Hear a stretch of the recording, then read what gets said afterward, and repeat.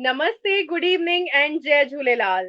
I am your host Mansi Bachani, and I welcome you all to our show, Iconic Live with Mansi Bachani, directed by Mr. Kamal Tanwani.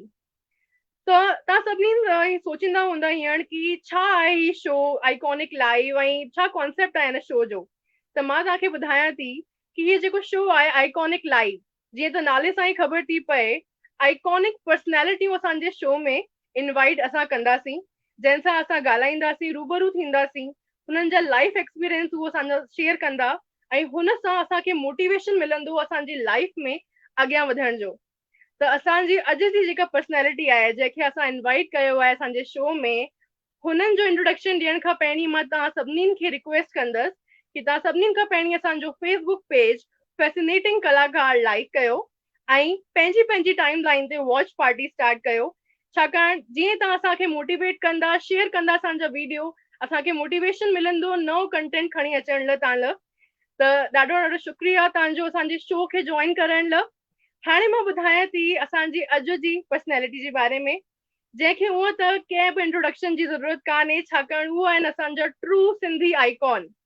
जी बिल्कुलु, असांजे जेके अॼु जी invite जंहिं असांखे असां जेके invite कया आहिनि उहे आहिनि डॉक्टर राम जबरानी दादा, जेके आहिनि फाउंडर ऐं चेयरमैन ऑफ सहयोग फाउंडेशन, जे लाइ केतिरा कम कया आहिनि असांजे समाज लाइ, सिंधी समाज लाइ ऐं पूरे देश दुनिया लाइ, जंहिंजो नालो न केवल असांजे देश में बल्कि पूरी दुनिया में फेमस आहे।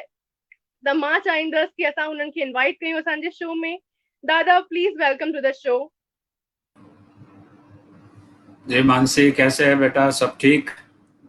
बिल्कुल दादा, सब एकदम बढ़िया। तव्हां कीअं आहियो? First class. तव्हां ॿुधायो कीअं हले थो लॉकडाउन जो पीरियड घर में? सब बंद आहिनि घर में, ईअं ई सब कुछ हले पियो। पर ही सुठो मौक़ो मिलियो आहे हिक ॿिए सां मिलण जो। लॉकडाउन में इहो वॾो फ़ाइदो थियो आहे सॼी दुनिया जे सिंधियुनि खे हिक मंच ते अचण जो। इहो हिन मां असीं सुठो सम्झी सघूं था। जी, प्लेटफॉर्म असांखे मिलियो आहे, हिन जे करे असां परियां रही करे बि कनेक्टेड आहियूं, जेको यस ॾाढो यस, सुठी ॻाल्हि आहे। जी बिल्कुलु और बिल्कुलु। मां जी, रिक्वेस्ट कंदसि असांजे शो जे डायरेक्टर मिस्टर कमल तनवानी सर खे कि सर प्लीज असां सां स्क्रीन शेयर कयो ऐं दादा जो वेलकम कयो अची करे। वेलकम दादा, जय झूलेलाल। जय झूलेलाल कमल। कीअं आहे? सॼे गुजरात ठीकु आहे? सूरत न पर पूरी गुजरात तुंहिंजे कंट्रोल बस में आहे? तव्हां वॾनि जो आशीर्वाद आहे दादा, परमात्मा जो आशीर्वाद आहे, सभु बढ़िया आहे, फर्स्ट क्लास आहे। तव्हां कीअं तबियत पाणी? First class. Thank U sir, thank U. दादा असांजे आशीर्वाद असांजे मथां कंदा रहिजो। ही जेको असांजी न्यू सीरीज़ चालू थी आहे, ऐं भॻवान करे तव्हांजी आशीष अहिड़ी रहे कि ॾाढी सुठी कामयाबी हासिल कयो। हमेशह थींदी। कमु करण वारनि जी, कोशिशि करण वारनि खे कॾहिं बि नाकामयाबी न थींदी आहे। तव्हां में उहो जुनून आहे, तव्हांजे अंदरि उहो हिकिड़ी आग आहे, तव्हां चाहियो था, ऐं सिंधियुनि खे जोड़ण जी जेका तव्हांजे अंदरि हिकिड़ी तमन्ना आहे उहा तमामु स्ट्रांग आहे। मूं ॾिठो तव्हां महीने खां वठी कमु करे रहिया आहियो। इहो तव्हांखे सक्सेस बिल्कुलु आणींदो। सक्सेस जे पोयां, छाकाणि सक्सेस जेका आहे उहा एलिवेटर में वञी करे न थींदी आहे, सीढ़ी चढ़णो पवंदो आहे। तव्हां सीढ़ियूं चढ़ी रहिया आहियो ऐं सुठे नमूने तव्हांखे सक्सेस मिलंदी। बिल्कुलु बिल्कुलु। वॾनि जो आशीर्वाद रहंदो त दादा ज़रूर। धन्यवाद दादा, थैंक यू फॉर कमिंग दादा। थैंक यू जी। त दादा, जीअं त असांजो अॼु जो इंटरेक्शन ॾाढो लंबो आहे, छाकाणि मूं वटि हेतिरियूं क्वेरियूं आहिनि, हेतिरो मूं तव्हांजे बारे में रिसर्च कयो ऐं मुंहिंजे मन में हेतिरी एक्साइटमेंट आहे तव्हांखे शो में तव्हां आयो मूं सां। त really I am really excited to have you on this show and I want to ask you many questions because I'm having many queries in my mind. So first of all, to start this show, I will go with the childhood part.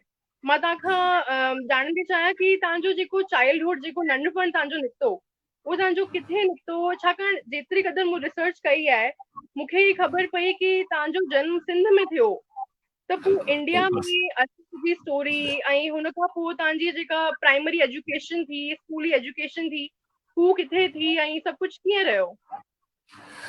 सभ खां पहिरीं बचानी जी, मां बेटा तव्हांजो अॼु मां ख़ुशि आहियां, इन लिहाज़ खां ख़ुशि आहियां त जेको कुझु मूं 35 इयर्स में सिंधी ॿोलीअ लाइ, सिंधी तहज़ीब संस्कृति जे वाधारे लाइ जेको कुझु मूंखां थी सघियो आहे, मुंहिंजे वितार कमु कयो आहे उन मां हिकु सक्सेस अॼु नज़र थी अचे जो तव्हां यंगस्टर्स में उहो जज़्बो अची वियो आहे ऐं तव्हां इंटरव्यूज़ जे हिन मैदान में पहुता आहियो, सिंधियत खे वधीक ॼाणण जी कोशिशि कयो था, परमात्मा कंदो तव्हां अॻियां वधंदा बिल्कुलु। हाणे सुवालु आहे की मां किथे जनमु थियो। सो मुंहिंजो जनमु सिंध में थियो ऐं लाड़काणो ज़िलो रते देरे जो ॻोठु हो। उतां मां तमामु नंढो 6 महीने जो हुयुसि शायदि मूंखे माइट हिते वठी आया ऐं अचण सां असीं उल्हासनगर में रहियासीं। उल्हासनगर उन्हनि 96 कॉलोनीज़ में हो जिन खे रिफ्यूजीज़ लाइ खोलियो वियो ऑल ओवर द इंडिया। असांजी जेका उल्हासनगर आहे जेका मुंहिंजी त सांभर न आहे पर जेको कुझु वॾनि ॿुधायो त बदतर हालत में हुई ऐं इहो चयो थो वञे त जेके मिलिट्री जो हेठे तबिके जा मेंबर्स हूंदा हुआ उन्हनि जे लाइ इहे बैरिक्स हुयूं ऐं उन बैरिक्स में असांखे ॿ टे फैमिलीज़ खे हिकिड़ा कर्टन ॾेई करे जंहिंखे असीं गूणी चऊं था बारदान चऊं था उन जा कर्टन विच में विझी करे ॿ टे फैमिलीज़ असां रहियासीं। जंगल हूंदो हुयो एंड सम्झो त जेकॾहिं उन जंगल में सूअर ऐं कुता वधीक हुया जेका अॼु हक़ीक़त नथी लॻे पर उहो हुयो। ऐं उते हिकु ई हॉस्पिटल हुई सेंट्रल हॉस्पिटल जेका सिर्फ़ु कमु इहो हूंदो उते जेका रश लॻंदी त कुता जॾहिं चक पाइनि था त 14 इंजेक्शन उन वक़्तु पेट में लॻंदियूं हुयूं। त अहिड़नि हालतुनि में राशन बि असां लाइन में वरितोसीं, असांखे कपिड़ो बि लाइन में वञी बीह रखणो पवंदो एंड दवाऊं बि राशन ते मिलंदियूं हुयूं। त वॾनि जे तरफ़ असीं ॾिसूं था जेकॾहिं त काफ़ी हुननि तकलीफ़ुनि खां पंहिंजो जीवन गुज़ारियो आहे ऐं उते ई मां वॾो थियुसि एंड उते ई मां एडुकेशन पंहिंजी वरिती जय हिंद अकेडमीअ में। जय हिंद अकेडमीअ खां पोइ जॾहिं SSC जो टर्न आयो त सिंध नेशनल स्कूल हो विठलवाड़ी स्टेशन जे पासे में, मुंहिंजो पूरो एडुकेशन उते थियो ऐं उन वक़्तु बि मुंहिंजा वॾा जेके हुया उते टेक्सटाइल जे कम में हा दुकान हुयो उते बि मां वेंदो हुयुसि। वापारी जो ॿारु जेको आहे उहो माउ पीउ खे फादर खे उनखे सपोर्ट कंदो आहे पंहिंजे धंधेदारीअ में। सो मां बि उहो ई कमु पे कयो एनी हाउ उहा ज़िंदगी सुठी गुज़री एंड तंहिंखां पोइ असां 1980 में बॉम्बे शिफ्ट कयोसीं। तेसिताईं मुंहिंजी जेका लाइफ रही जंहिंखे असीं चऊं था त जिते मूं सिंधी रांदियूं बि कयूं, सिंधी दोस्त बि सभु मुंहिंजा जेके हुया हम ख़्याली हम उमिरि हुया, जिते मूं ख्वाब बि ॾिठा अॼु जा, उहो मुंहिंजी जेका ईअं बि चई सघिजे थो मुंहिंजी जनम भूमि वांगुरु ई हुई। उतां मां अॻियां हिते पहुतो आहियां। यस, That's really great, Dada. Very inspiring story.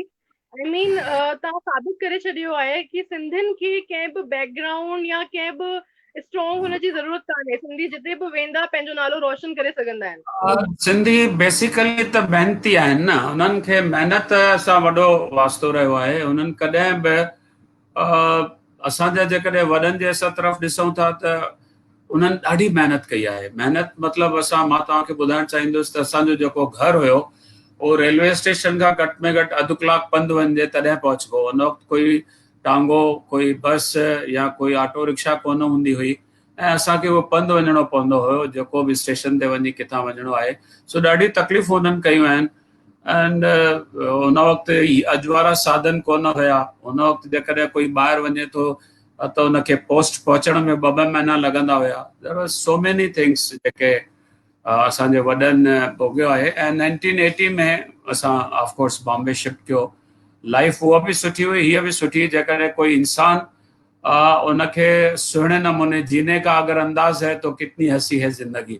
अगरि असांखे पंहिंजो अंदाज़ जीअण जो असांखे पंहिंजो उहा आत्म शक्ति आहे त किथे बि असांखे दुख न आहे। ऑफकोर्स उहे दुख जेके आहिनि नज़र अचनि था पर जॾहिं असां पाण खां हेठे खे ॾिसूं था त अहसासु थिए थो यार असांखां बि वधीक के दुखी आहिनि। सो सभु सुठो रहियो बेटा। यस जी। That's really great. Self motivation is very important for living a successful life. जी जी जी जी बेटा जी जी जी ॿुधायो। सर जीअं तव्हां ॿुधायो कि तव्हांजो टेक्सटाइल बिज़नेस हो पियो, जेके इहे टेक्सटाइल बिज़नेस में हिकिड़ो बिज़नेसमैन थींदो आहे ऐं जेको हिकिड़ो सोशल वर्कर थींदो आहे, ॿई बिल्कुलु डिफरेंट फील्ड्स आहिनि। छाकाणि बिज़नेसमैन बेसिकली वर्क कंदो आहे पंहिंजी प्रॉफिट मैक्सिमाइज़ेशन लाइ, कमाइण लाइ, पर जेको हिकिड़ो सोशल वर्कर थींदो आहे उहो पंहिंजो पाण खे पूरो सोसाइटी जे करे समर्पित करे वठंदो आहे। त हेतिरो वॾो डिफरेंस तव्हां ॿिन्ही रोलनि खे एतिरो बख़ूबी निभायो दादा। त ॾिसो लाइफ जा अलॻि अलॻि फेज़िस आहिनि। लाइफ खे विराहियो वियो आहे अलॻि अलॻि हिसाब में। बचपन जो हिकिड़ो रोल अलॻि थिए थो, जवानी जो रोल अलॻि थिए थो, हुन खां पोइ जेको अचे थो रिटायरमेंट जो टाइम उहो अलॻि थिए थो। पर मां ॿुधायां त मूंखे जेको बि समाज शेवा जो या चैरिटी जो जेको बि जज़्बो आयो उहो मूंखे पंहिंजे पेरेंट्स खां आयो। मुंहिंजो ॾाॾो साहिबु या मुंहिंजो पिता साहिबु उन में विश्वास कंदा हुआ। ऐं प्लस मां तव्हांखे इहा बि ॻाल्हि ॿुधाइणु चाहींदुसि त इवन सिंध में वॾा वॾा जेके सिंध वर्की हुया या जेके पंहिंजा घोराब मालनि जा भराए करे समुंडनि जे हवाले थींदा हुआ, दुनिया जे अलॻि अलॻि बेटनि में पहुता, उहे बि जॾहिं कमाईंदा त उन में कुझु साईं जे नाले सां अलॻि उन्हनि जो अकाउंट हूंदो की असां रुपए जा 5 पैसा 2 पैसा आना हूंदा, उन वक़्तु टका हूंदा, उहा जेका करेंसी हुई असीं उहो साईं नाले ते रखंदासीं। ऐं उन्हनि में उहा जेको जज़्बो असां सिंधियुनि में मुंड खां वठी रहियो आहे। सो मुंहिंजो जेको बिज़नेस जो दौरु हो उहो बि मूं पंहिंजे हिसाब सां जेको हमेशह इहा ॻाल्हि बि ध्यान में रखी आहे त सभ खां पहिरीं जेको आहे धंधो वापारु घर परिवार, उन खां पोइ जेको समय बचे थो उनखे जेकॾहिं असां कंहिं सुठे कम में आणियूं था, सुठे कम में यूज़ कयूं था त उन मां वधीक सुठो थिए थो। ऐं ख़ल्क़ जी ख़िदमत में चवंदा ख़ालिक रहे थो, त मुंहिंजो ॾाॾो साहिबु वधीक उन में इंट्रेस्टेड हूंदो, त उतां मूंखे इहो सभु प्रेरणा मिली। जी ओके, मतलब ये सब कुछ खून में ही आया सोशल वर्क। बिल्कुलु चई सघिजे थो त वॾनि जी जेका आहे प्रेरणा मिली आहे। बिल्कुलु उन्हनि ई मूंखे सेखारियो आहे त कुझु करणु घुरिजे। समाज जेकॾहिं असांखे कुझु ॾिनो आहे त असांजो फर्ज़ु आहे उनखे मोटाइण। जी ये सोच दादा सभिनीनि जी कान थींदी आहे कि अगर समाज असांखे कुछ ॾिनो आहे त असां बि उन्हनि खे कुछ ॾियूं। त ही मतलब ॾाढी रेयर सोच आहे जेका तव्हांजी आहे। ऐं we are lucky that we are having such a kind of person in our society. तो अॻियां वधण खां पहिरीं जेका सोशल वर्क जी असांजी ॻाल्हि पई हले, त मां चाहींदुसि कि असां सहयोग फाउंडेशन जे बारे में ॻाल्हायूं, जेका तव्हांजी स्पेशल फाउंडेशन आहे जंहिं हेतिरा कम कया आहिनि समाज लाइ। पर हुन खां पहिरीं मां चाहींदसि कि असां कुझु क्लिप्स ठाहियूं आहिनि पंहिंजी ऑडियंस खे ॾेखारण लाइ कि सहयोग फाउंडेशन कीअं वर्क कयो आहे, कीअं सभु कुझु स्टार्ट थियो। त मां चाहींदसि कि असां पहिरीं उहो क्लिप ॾेखारियूं। ऐं हुन खां पहिरीं मां रिक्वेस्ट करणु चाहींदसि असांजी ऑडियंस खे कि please like and share our page, Facebook page of Fascinating Kalakars, and share this video as much as possible. Start the watch parties at your timelines so that we can connect with as many people as we can. So my request in this पंहिंजी team खे कि please तव्हां हू video clip हलायो जेके सहयोग foundation जे बारे में असां ठाही आहे।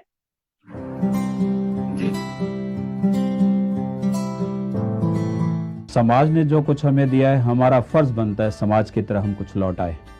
और इसी भावनाओं को लेके, उस उद्देश्य को लेके हमने पहले शुरुआत बहुत ही छोटे पैमाने पे की। स्कूलों में, गरीब बस्तियों में हमने बुक्स बांटे, नोटबुक्स बांटे, बच्चों की यूनिफॉर्म्स दी, या गरीब ऐसी फैमिलीज को हमने सिलाई की मशीनें दी।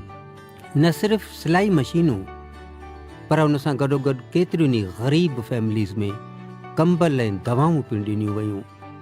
ॿोॾि जे सटायलनि खे हर तरह जी इमदाद, कपिड़ो लटो ऐं बर्तन मुहैया कराया विया। औरतुनि खे मोनोग्राफी जी घर वेठे सहूलियत ॾियण लाइ helping hand for cancer cure 2 अलॻि अलॻि वैन घर घर ऐं ॻोठ ॻोठ वञी उन क़िस्म जी टेस्ट कंदे रिपोर्ट पिणु महल ते ॾिनी वई। महाराष्ट्र जे केतिरनि शहरनि, धुलिया, पूना, कोल्हापुर ऐं उल्हासनगर जे तालीमी इदारनि में शागिर्दनि खे अप टू डेट नॉलेज ॾियण लाइ कंप्यूटर लैब्स ऐं लाइब्रेरीज़ खोलियूं वयूं।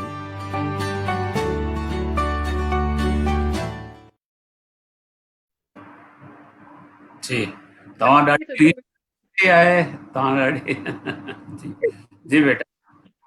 जी दादा, त जीअं त असां ही वीडियो ॾिठो, हींअर क्लिप ॾिठी असां कि कीअं तव्हां कंप्यूटर लैब्स ऐं महिलाउनि लाइ सभु कुझु तव्हां कयो आहे। त हिन सभु सोच जी स्टार्टिंग किथां थी? मतलब सोशल वर्क हर को कंदो आहे थोरो घणो, जीअं कुझु दान करण या कुझु कनि, पर जेको ही फाउंडेशन स्टार्ट करण ही ॾाढी वॾी ॻाल्हि आहे। त हिन जी स्टार्टिंग कहिड़े ईयर में थी ऐं कीअं तव्हांजो ही आइडिया आयो कि तव्हांखे कुझु ईअं कुझु करणु खपे? बिल्कुलु सही पुछो तव्हां। एक्चुअली इन सहयोग फाउंडेशन खां अॻु मां सोशल एक्टिविटीज़ जेके हुयूं, मुंहिंजूं एक्टिविटीज़ हुते उल्हासनगर में लायंस क्लब सां बि जुड़ियल हुयुसि, ऐं हिकिड़ी फ्रेंड्स सर्किल ही जंहिंमें असां दोस्त पाण में कुझु कंट्रीब्यूट करे ऐं कुझु ग़रीबनि जी हेल्प कंदा हुआसीं। एंड उते रहंदे लॻभॻि मां 78-77 में मूं पंहिंजे ग्रैंडफादर जे नाले ते हुकूमत राय जवाहरानी चैरिटेबल ट्रस्ट स्थापन कई, ऐं उन में जेको कुझु असांखां थी सघंदो असीं कंदा हुआसीं। ऐं 1985 में मां बिज़नेस में 1970 में आयुसि, त उन विच में थोरो थोरो कमु हलंदो हुयो। पर 1980 खां पोइ जेको मां बॉम्बे पहुतुसि त मूंखे थोरो समय बचणु लॻो, छाकाणि जेको ट्रैवलिंग में वेंदो हुयो त थोरो वधीक सोशल में आयासीं। ऐं 1985 में मूं पंहिंजे दोस्तनि, 4-5 दोस्त हुआ, चंद्र मंगनानी या हरदास माखीदा, ॿिया 5-6 दोस्त हुआ, जिन सां मिली करे मुसयो फाउंडेशन जी नींव विधी। उन वक़्तु इहा काई बि असांखे एतिरो न हो, सिर्फ़ु इहा हिकु भावना हुई, इहो असांजे दिलि में ख़्यालु हो त असांखे जेकॾहिं समाज एतिरो कुझु ॾिए थो ऐं असीं अॼु उन क़ाबिल थिया आहियूं, जेकॾहिं असां कुझु ग़रीबनि जे लाइ कंदासीं त उन्हनि जूं दुआऊं मिलंदियूं। छाकाणि तव्हांखे मां ॿुधाइणु चाहींदुसि त दादा जशन वासवाणी जी हिकिड़ी तमामु सुठी कोट आहे त तव्हां जॾहिं मंदरु वञो या कंहिं गुरुद्वारे वञो या किथे तव्हांजो सर झुके थो त तव्हां पंहिंजे लाइ दुआऊं न घुरो। तव्हां जेको आहे, जेको ख़ल्क़ जे लाइ ख़िदमत कई आहे, जेको तव्हां ग़रीबनि जी शेवा कई आहे, उन्हनि जी जेके दुआऊं आहिनि उहे साईं जे दर पहुचनि थियूं। तव्हांखे कुझु ॿियो पंहिंजे लाइ घुरण जी ज़रूरत न आहे। सो असां कोशिशि कई आहे उन ग़रीबनि ताईं पहुचण जी, जेको इन को मां वॾे नमूने थो चवां, पर जेको वितार मां करे सघियो आहियां ओतिरो बि ज़रूरु कयो आहे। That's really great, दादा। मतलब ॾाढी वॾी ॻाल्हि आहे। सहयोग फाउंडेशन खे तव्हां स्टार्ट करे तव्हां हेतिरे वॾे पैमाने ते हुनखे खणी विया, त ॾाढी वॾी ॻाल्हि आहे ही। काई ॻाल्हि कोन्हे, इहो सभिनी जो गॾियल एफर्ट्स आहिनि, दोस्त आहिनि। उनमें 5 दोस्तनि मां 25 थिया, 5 मां 50 थिया, काफ़ी कुझु कारवा थियो। ऐं काफ़ी वॾी वॾी शख़्सियतूं जॾहिं ॾिठो, उन्हनि ही जॾहिं कंहिंखे विश्वास पैदा थिए थो त हीअ ऑर्गेनाइज़ेशन सुठो कमु करे रही आहे ऐं हिनखे असां सां जुड़णु घुरिजे। असांजो जेको लोगो आहे उन में बिल्कुलु साफ़ लिखियलु आहे त support to the helping hands. असीं उन्हनि हथनि खे मज़बूत कंदासीं जेके ॿियनि जी मदद कनि था। त असांजो ईअं टाटा बिरला वारी ट्रस्ट कोन्हे, पर असांजी जेका पंहिंजी वितार शक्ति आहे ऐं असांजो इहो बि आहे त असां कलेक्शन न कंदा आहियूं। असां पंहिंजा जेके ट्रस्टीज़ आहिनि उहो पंहिंजे लेखे कमु कनि। कोई फंक्शन थिए थो, उहो कंहिं स्पॉन्सर कयो, ओसिताईं ठीकु आहे, पर जेको चैरिटी आहे या जेको कुझु आहे उहो पंहिंजे वितार असीं करे रहिया आहियूं। अमेज़िंग दादा।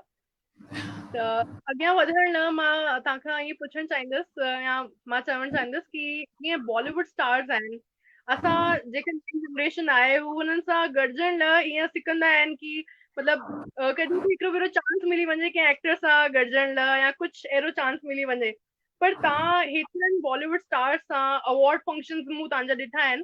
हुन लाइ असां हिकिड़ी क्लिप बि ठाही आहे। मां हींअर चाहींदसि कि मुंहिंजी टीम हू क्लिप हलाए। बिफोर तव्हांखे ॿुधाइणु चाहींदुसि त सिर्फ़ु सहयोग फाउंडेशन सां मुंहिंजो वास्तो न रहियो आहे, ॿियूं बि घणेई संस्थाऊं आहिनि जिते महसूसु थियो त कुझु असांखे सेलिब्रिटीज़ खपनि।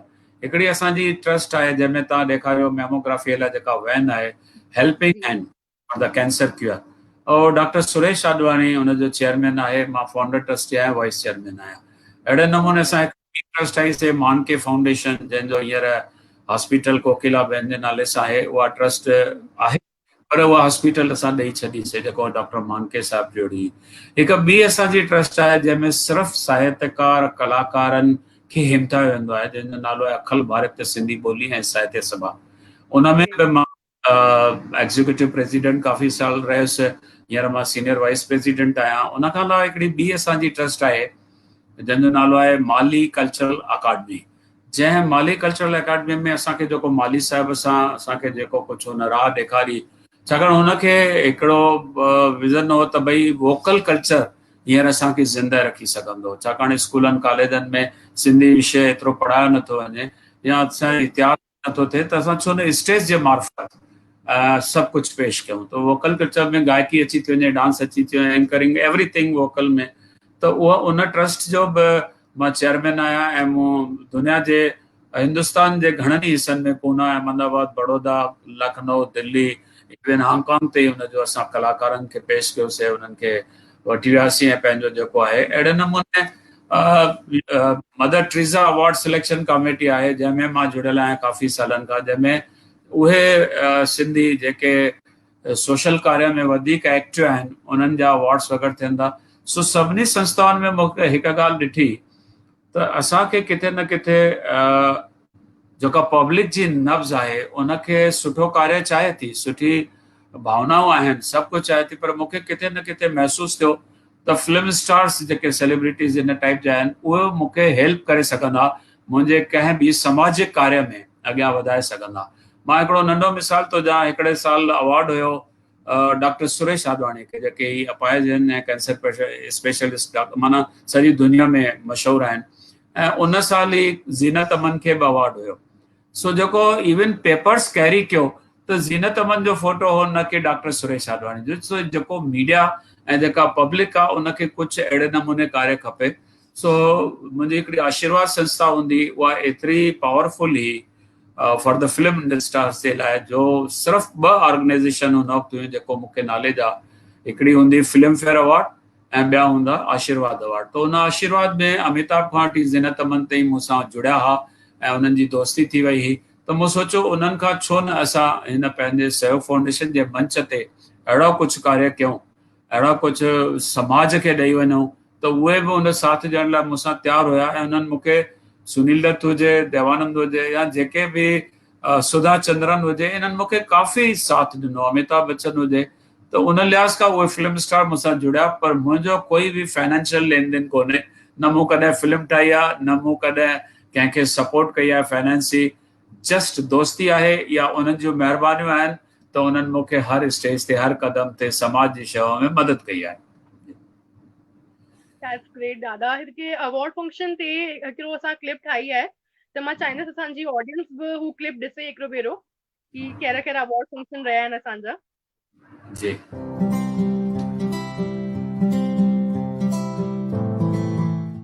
साहित्य, तालीम, मेडिकल, जर्नलिज्म, कल्चर, हर मैदान में सिंधियुनि खे हिमथाइण लाइ सालियाना सहयोग अवार्ड्स ॾिना विया।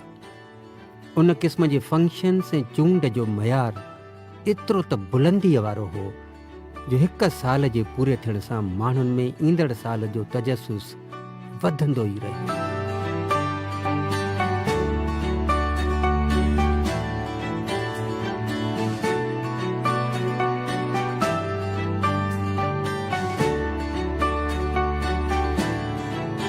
सिंधियों का योगदान है देश में, जितना जबरदस्त योगदान है शायद अच्छे अच्छे सिंधियों को भी नहीं पता होगा। राम जवाहरानी और आप तमाम लोगों की ओर से इनको अवार्ड पेश करता हूं।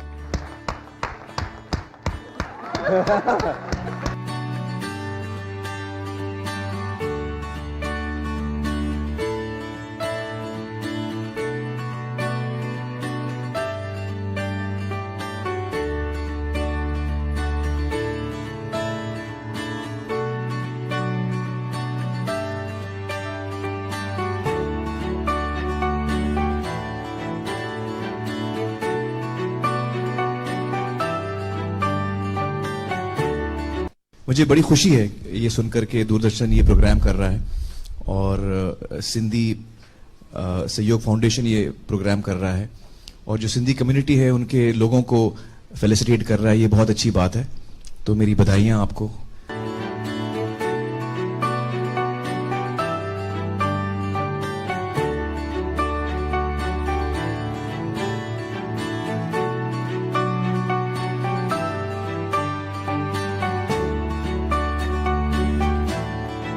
सहयोग फाउंडेशन बहुत बढ़िया काम कर रही है, बहुत सराहनीय काम कर रही है। Bringing into focus and into public I achievements and achievers in society from different fields that deserve to be highlighted, and this is the greatest achievement of Mr. Ram Jawarani, and God bless him. Doctor Ram Jawrani जीअं त film जगत सां वेझिड़ाइप रखंदड़ आहे, त उन जे तरफ़ां उन्हनि जे शेवाउनि खे पिणु सिंधी ॿोली ऐं कल्चर जे फ़रोग़ लाइ फ़ाइदो ॾिनो वियो। सहयोग फाउंडेशन सालियाना फिल्म अवार्ड्स त घणे वक़्त खां अवाम जी कशिश जो मर्कज़ पे रहिया आहिनि। राम जवराणी जे मक़नातीसी सलाहियतुनि जो असरु इहो पे रहियो त लता मंगेशकर, अशोक कुमार, दिलीप कुमार, देवानंद, सुनील दत्त, अमिताभ बच्चन, आमिर खान, सिमी गरेवाल, हेमा मालिनी, श्रीदेवी, जया प्रदा, ज़ीनत अमान ऐं माधुरी दीक्षित जहिड़ा कलाकार हिंदीअ जी दुनिया मां ॿाहिरि निकिरी सिंधी कल्चर ॾांहुं राग़िब थिया। I am very grateful to the Sahyog Foundation for inviting me here this evening and giving me the great honor of presenting some of these awards to the most deserving people.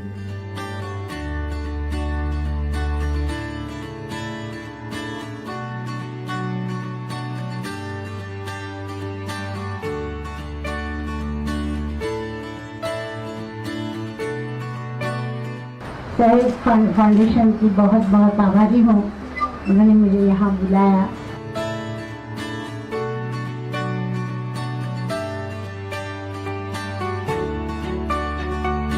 Ram साहब को बहुत बहुत बधाई देता हूँ कि वो जब कभी ऐसे programme करते हैं तो सिर्फ एक प्रांत को अपने सामने नहीं रखते, बल्कि सारा भारत उनके सामने होता है। नेशनल लेवल ते स्पोर्ट्स खे पिणु हिमथाईंदो रहियो सुनील गावस्कर, कपिल देव, गीत सेठी, जे.एस. रामचंद्र,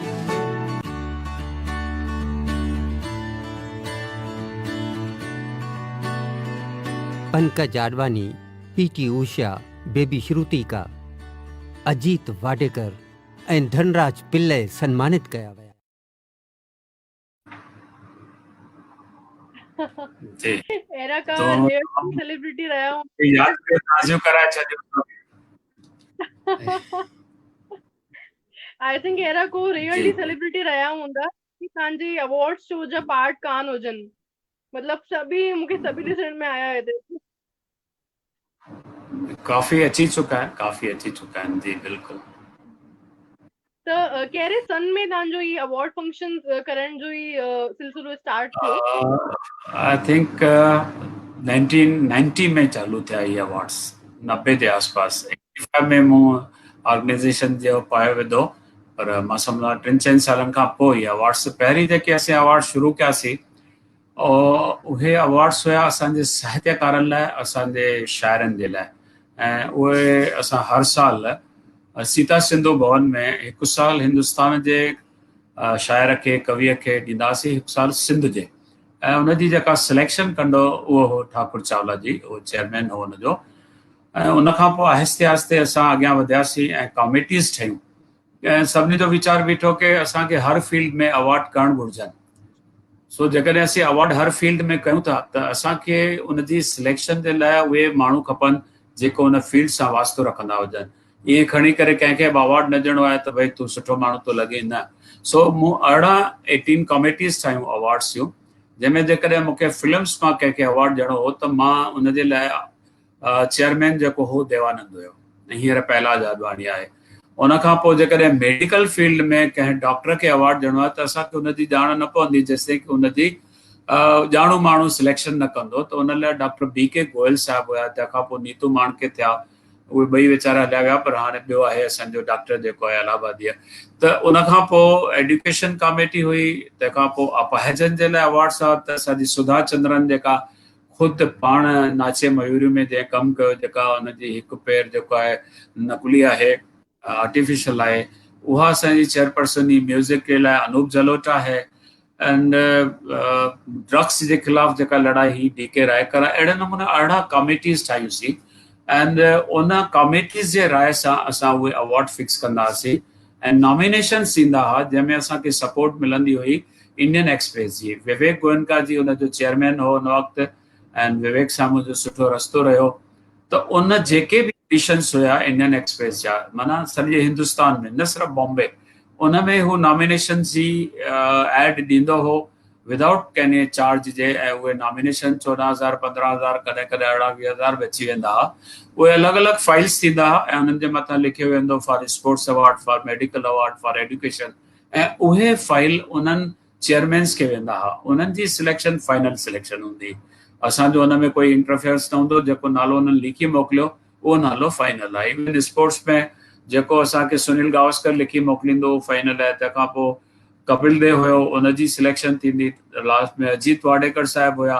त चवण जो मतिलबु आहे त असांखे इन करे कॉन्फिडेंस हो त असां जंहिं माण्हूअ खे सन्मान ॾियूं था उहो उनजे लाइक़ु आहे। ईअं न त कोई चए यार हीउ लाइक़ु त कोन हो ऐं हिनखे तव्हां छो ॾिनो। इन करे उहे कमिटीज़ जा जेके चेयरमैन आहे उहो पंहिंजो पाण में हिकिड़ी वॾी संस्था आहे, उन्हनि जा अनुभव हुया, त उन हिसाब सां जी जी सी दादा सिलेक्शन जेकी तव्हां हेतिरा अवॉर्ड ॾिना आहिनि अलॻि अलॻि फील्ड में डिफरेंट डिफरेंट कमनि लाइ, त को अहिड़ो अवॉर्ड ई रहियो आहे अॼु ताईं जेको जंहिंजी स्टोरी तव्हांखे ॾाढी हार्ट टचिंग लॻी हुजे, जंहिंजो कमु तव्हांखे मतिलबु हेतिरो सुठो लॻो हुजे कि तव्हांखे अॼु ताईं यादि आहे? ॾिसो अचीवमेंट्स त सभिनी जूं सुठियूं लॻियूं, इन करे त अवॉर्ड ॾिनासीं, इन करे हुनजी सिलेक्शन थी। पर के अवॉर्ड्स अहिड़ा हुया जेके अॼु ताईं यादि आहिनि। मूंखे यादि आहे त बांद्रा में हिकु शांति अवेदना आश्रम आहे। उन आश्रम में हॉस्पिटल चओ, आश्रम चओ, हिकु पनाहगर चओ या एल्डर्स चओ, कुझु बि, पर हुन जो नालो आहे शांति अवेदना आश्रम। उन आश्रम में उन्हनि माण्हुनि खे, उन्हनि इंसाननि खे रहायो वेंदो आहे जंहिंजी लाइफ जेका आहे अधु ॾींहुं, हिकु ॾींहुं, 2 ॾींहं, 7 ॾींहं। छाकाणि उते कैंसर जा मरीज़ ईंदा आहिनि। उहे मरीज़ जेके लाइलाज आहिनि, जंहिंखे घर में बि न रखियो वेंदो आहे, न दोस्त यार रखंदा आहिनि, न हॉस्पिटल रखंदी आहे, त उन्हनि जा लास्ट ईयर जेके ॾींहं आहिनि उहे सुखी गुज़रनि। उहो शांति अवेदना आश्रम बांद्रा में आहे। त मूंखे जॾहिं हुनजी ख़बर पई त माना मूंखे ख़बर ईअं पई, मुंहिंजी बेबी हिकिड़ी जेका जर्नलिज़म में हुई, उन्हनि जो इंटरव्यू वरितो। जॾहिं मूं ॾिठो त मूंखे अहसासु थियो त हिनखे असांखे सन्मान करणु घुरिजे, दुनिया ते आणणु घुरिजे।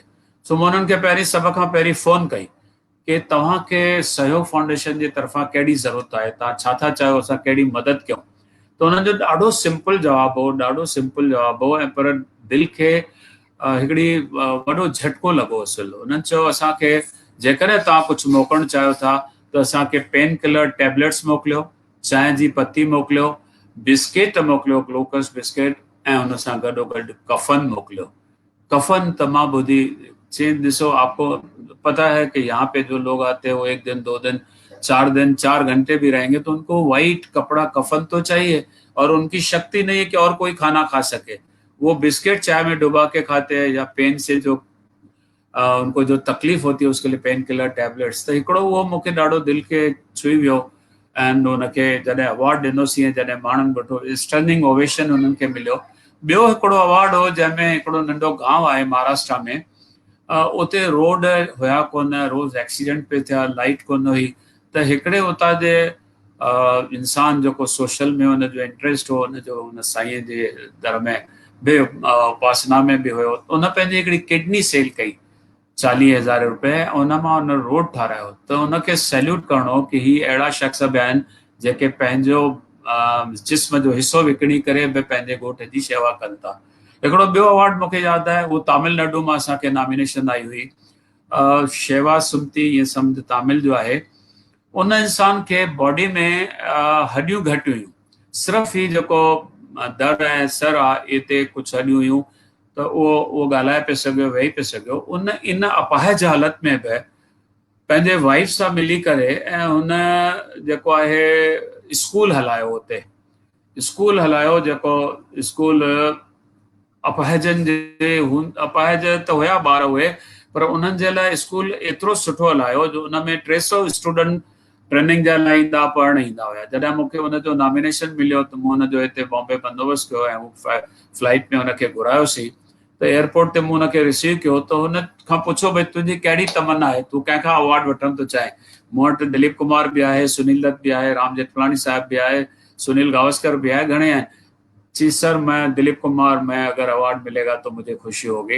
सो उनजी उहा खुशी जेका हुई, उन अपाहिज माण्हू जी जेको रोज़ 300 स्टूडेंट्स लाइ लेक्चर ॾींदो हो, उनखे जॾहिं उहो अवार्ड मिलियो दिलीप कुमार जे हथां, हुनजे लाइ उहो बेस्ट हुयो, उहो 7वें आसमान ते पहुतल हो। त जेका उनखे ख़ुशी पए थी, असांखे बि उहा ख़ुशी थिए थी। त इन नमूने घणेई अवार्ड्स आहिनि जिन असांजे दिलि जे उन तहनि खे, उन सतह खे छुयो ऐं माण्हुनि खे अहसासु करायो। त हिकिड़ो असांजो बुध गया में सिंधी आहे असांजो, उन संत विनोबा भाऊ जे आश्रम में सॼी जीवन ॾिनी आहे। उते जी हिकु मूं वटि कैसेट आई उन दौर में, उन में उन कैसेट में ॾेखारियो त अॼु बि ॿार, एडुकेशन कोन्हे, इल्मु कोन्हे, उते अनएडुकेशन एतिरो आहे। ॿार जेके आहिनि जाहिल आहिनि, उन्हनि खे काई सम्झ कोन्हे। उहे छा था कनि, वण जा छोॾा लाहे करे उनखे साफ़ करे कुटे खंडु मिलाए उहे खाइनि था पिया। कोई बिलीव न कंदो, कंहिंखे बि विश्वास न ईंदो। अॼु जे दौर में थी सघे थो असां कुआ जिन खां चवंदा आहियूं प्लेग थींदी, बीमारी थींदी, उहो ॾेखारे थो कुअनि खे साफ़ करे रधे उहे खाइनि पिया। मूं हुनखे घुरायो हिते, मूं चयो भई तूं जेको पंहिंजी जीवन ॾिनी आहे उन्हनि खे सेखारण लाइ, उनखे इल्मु ॾियण लाइ, उन्हनि खे अवेयरनेस ॾियण लाइ उनखे तुंहिंजो सैल्यूट आहे। सो मैनी 35 इयर्स में अहिड़ा अवार्ड्स घणेई आया आहिनि जिन लाइ मूंखे सम्झो गर्व फील थो थिए। कॾहिं कॾहिं महसूसु थींदो आहे त मां हिननि खे बि ॻोल्हे लधो जहिड़े नमूने। अवार्ड्स जी यादगिरियूं त घणेई आहिनि बेटा। जी सही में तव्हां हेतिरनि माण्हुनि खे ख़ुशी ॾिनियूं आहिनि, तव्हां मतिलबु केतिरनि जी तव्हां ज़िंदगी कुझु अहिड़ा यादगार मोमेंट हुननि खे ॾिना आहिनि। जीअं तव्हां मूंखे ॿुधायो कि हिकिड़े अवार्ड जी इच्छा हुई कि मतिलबु दिलीप कुमार जी जे हथां हुननि खे अवार्ड मिले, त तव्हां हेतिरनि माण्हुनि खे ईअं ख़ुशियूं ॾिनियूं आहिनि। ईअं थिए थो, ॾिसो हर इंसान खे काई न काई जीवन में हिकिड़ी तमन्ना थिए थी शेवा करण खां। मां हिकिड़ो ॿियो मिसाल थो ॿुधायां तव्हांखे त असांजो भाउ हिकिड़ो सिंध में रहंदो आहे, इमदाद हुसैनी, तमामु बहितरीनु आला दर्जे जो शाइर आहे।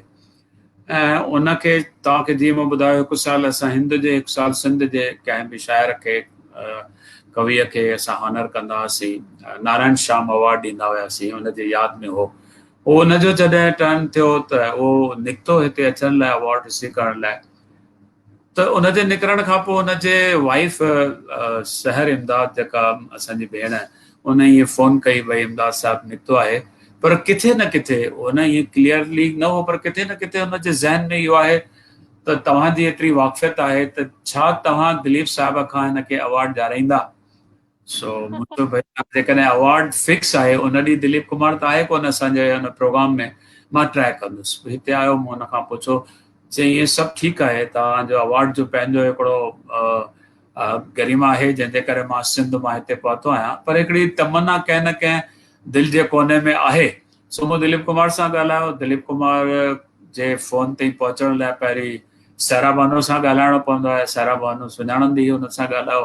हुन दिलीप साहिब खे चयो, दिलीप साहिबु चयो त मां ॾींदुसि, पर हू मुंहिंजे घर अचनि, तव्हांजा जेतिरा बि माण्हू हुजनि उहे असां वटि वठी अचो, मुंहिंजो वॾो लान आहे, मां तबियत ठीकु न हुअण जे करे ॿाहिरि नथो निकिरां। त हुननि खे अवार्ड ॾिनो वियो। ऐं अॼु बि हू फ़ख्रु फील कनि था कि हिंदुस्तान मां मूंखे सहयोग फाउंडेशन यूसुफ जे हथां अवार्ड ॾियारायो। हुन यूसुफ दिलीप कुमार जो ओरिजिनल पंहिंजो नालो आहे। सो इन नमूने असीं कोशिशि कई आहे त उन अवार्ड जो जेको स्तर आहे, उन अवार्ड जेको मयार आहे, उहो क़ाइमु रहे ऐं उन ऐज़ी हस्तनि जे हथां ॾिनो वञे जीअं वठण वारे खे बि हिकिड़ी ख़ुशी महसूसु थिए ऐं उनखे लॻे त मुंहिंजी अचीवमेंट जेका आहे उनजो अॼु क़दुरु थियो आहे। रियली ॾाढी सुठी ॻाल्हि आहे इहे कि तव्हां हेतिरो सभु अलाए केतिरनि माण्हुनि लाइ त कयो आहे। त जीअं तव्हां हीअं मूंखे ॿुधायो कि तव्हांजा हेतिरा सुठा बॉलीवुड रिलेशन रहिया आहिनि कि तव्हांजे हिकिड़े फ़ोन ते हू रेडी थी विया अवार्ड ॾियण लाइ कि भले घर अची वञो अवार्ड लाइ।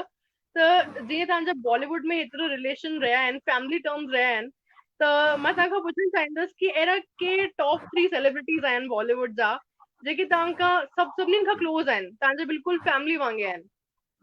ॾिसो, मुंहिंजे फैमिली बि चई सघिजे थो, पर वेरी क्लोज़ बि चई सघिजे थो। उनजो रीज़न इहो ई आहे त मुंहिंजे ॿारनि जी जॾहिं शादी थींदी त देवानंद दिल्ली एंड सुनील दत्त या घणेई अहिड़ा स्टार्स हुया जेके अची करे मुंहिंजे बारातियुनि खे रिसीव कंदा हुया, त उहो सम्झिजे थो उहे क्लोज़ आहिनि। सुनील दत्त पंहिंजो जनम ॾींहुं जेको आहे पहिरीं मुंहिंजे ऑफिस में केक कटींदो हो, तंहिंखां पोइ घर वञी करे कटींदो हो, त उहे रिलेशन्स आहिनि। ऐं मां तव्हांखे ॿुधाइणु चाहींदुसि त इहे सिर्फ़ु दोस्तीअ ते सहमत न हुया, उन्हनि जा रिलेशन जेको हुया तमामु सुठा रहिया, फैमिली रिलेशन जीअं तव्हां चयो, पर समाज लाइ बि हुननि मूंखे सपोर्ट ॾिनी। मूंखे अॼु बि यादि अचे थो त भोपाल में हिकिड़ो कॉलेज ठही रहियो हो, मूलचंद मनवाणी साहिबु मूं वटि आयो हो, भोपाल जो हुन वक़्तु एक्टिव हुयो। जीअं असां हुते साधू वासवानी कॉलेज ठाहे रहिया आहियूं ऐं असांखे कुझु 10-15 लखनि जी ज़रूरत आहे त असांजो कॉलेज पूरो थी वेंदो। सो तव्हां असांखे सपोर्ट कयो। मूं चयो असांजी सपोर्ट 10-20-25 हज़ार थींदी, पर जेकॾहिं तव्हां चाहियो त मां तव्हांखे हिकिड़ो शो करे ॾियां थो। पोइ मूं हेमा मालिनी सां ज़िक्र कयो, हेमा मालिनी एक्सेप्ट कयो ऐं हुन पंहिंजो हिकिड़ो डांस पहले शिव पार्वती ॾिनो ऐं जंहिंमां हुननि डोनेशन्स कार्ड विकिया, जंहिंमां काफ़ी सुठी कलेक्शन थी। उन वक़्तु हुन फंक्शन में मूं प्राण खे घुरायो हो एज़ अ चीफ गेस्ट करे। आशा भोसले हुई, ॿिया बि सेलिब्रिटीज़ काफ़ी हुया। पोइ प्राण साहिबु हुन वक़्तु पंहिंजो बि 1 लख रुपया हुन में डोनेशन ॾिनो ऐं उन कॉलेज में हुनजो योगदान रहियो।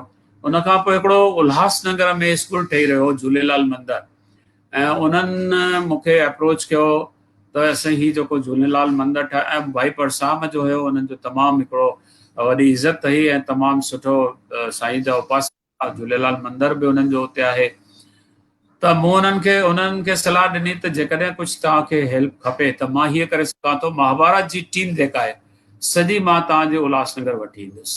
ऐं उते हुननि जवाहर टाकीज़ में हिकिड़ो शो रखियो जंहिंमें उन्हनि 10-12 लख रुपया जेको बि उन्हनि खे अमाउंट हुयो उहो उन्हनि कठो कयो ऐं उहो कॉलेज जो स्कूल जो कमु पूरो थियो। मां ख़ुदि टेक्सटाइल मार्केट सां वास्तो रखां थो, मुंहिंजी कालबादी ते शॉप्स ऐं पेडियूं वग़ैरह अॼु बि आहिनि। त उन्हनि वटि हिकिड़ो प्रोजेक्ट हुयो पाण में त भई छो न असां ग़रीब न्याणियुनि जे लाइ कुझु हिकिड़ो फंड कठो कयूं जंहिंमां ग़रीब न्याणियुनि खे असीं सपोर्ट कंदा रहूं शादीअ जे दौर में। त मूं अनु मलिक जेको उन वक़्तु नओं उसरी रहियो हो, सरदार मलिक जो पुटु अनु मलिक ऐं उनजो ॿिया 2 भाउर हुया जेके अनु ऐं डबू, 3 भाउर हुआ, उन्हनि खे मूं शो ॾिनो सभ खां वॾे में वॾो जेको हुन सन्मुखन हॉल में जंहिंजी कैपेसिटी 3,500 माण्हू हुई सिटिंग अरेंजमेंट, उहो फुल थी वियो ऐं हुन मां कलेक्शन थी जेको कार्य अॼु बि हुन कलेक्शन में इज़ाफ़ो थींदो रहे थो, हुन में वाधारो थींदो रहे थो ऐं न्याणियुनि जो कमु थींदो रहे थो, Bombay Sindhi cloth merchant association.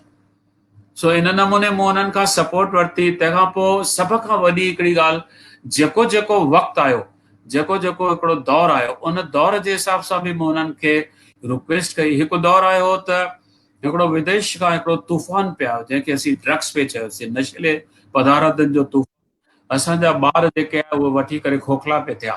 इहो चयो वेंदो आहे त जेको हिन नशीले पदार्थनि में डुबे थो, हुन में वञे थो, उनजी मौत उन ॾींहुं थी वञे, पर लाश कुझु सालनि खां पोइ जलायो वेंदो। त उहो मूंखे ॾाढो डपु ऐं मां MPCC में यानी महाराष्ट्र प्रदेश कांग्रेस कमेटीअ में उन वक़्तु एंटी नार्कोटिक सेल जो मां चेयरमैन हुयुसि and Sunil Dutt ji all over India जो जेको एंटी नार्कोटिक सेल आहे उनजा चेयरमैन आहे। त इहो सोचियो वियो त छो न असां अवेयरनेस लाइ हिकिड़ो अहिड़ो प्रोग्राम रखूं जंहिंमें असांजे यंगस्टर्स खे ख़बर पए त हीउ केतिरो हार्मफुल आहे।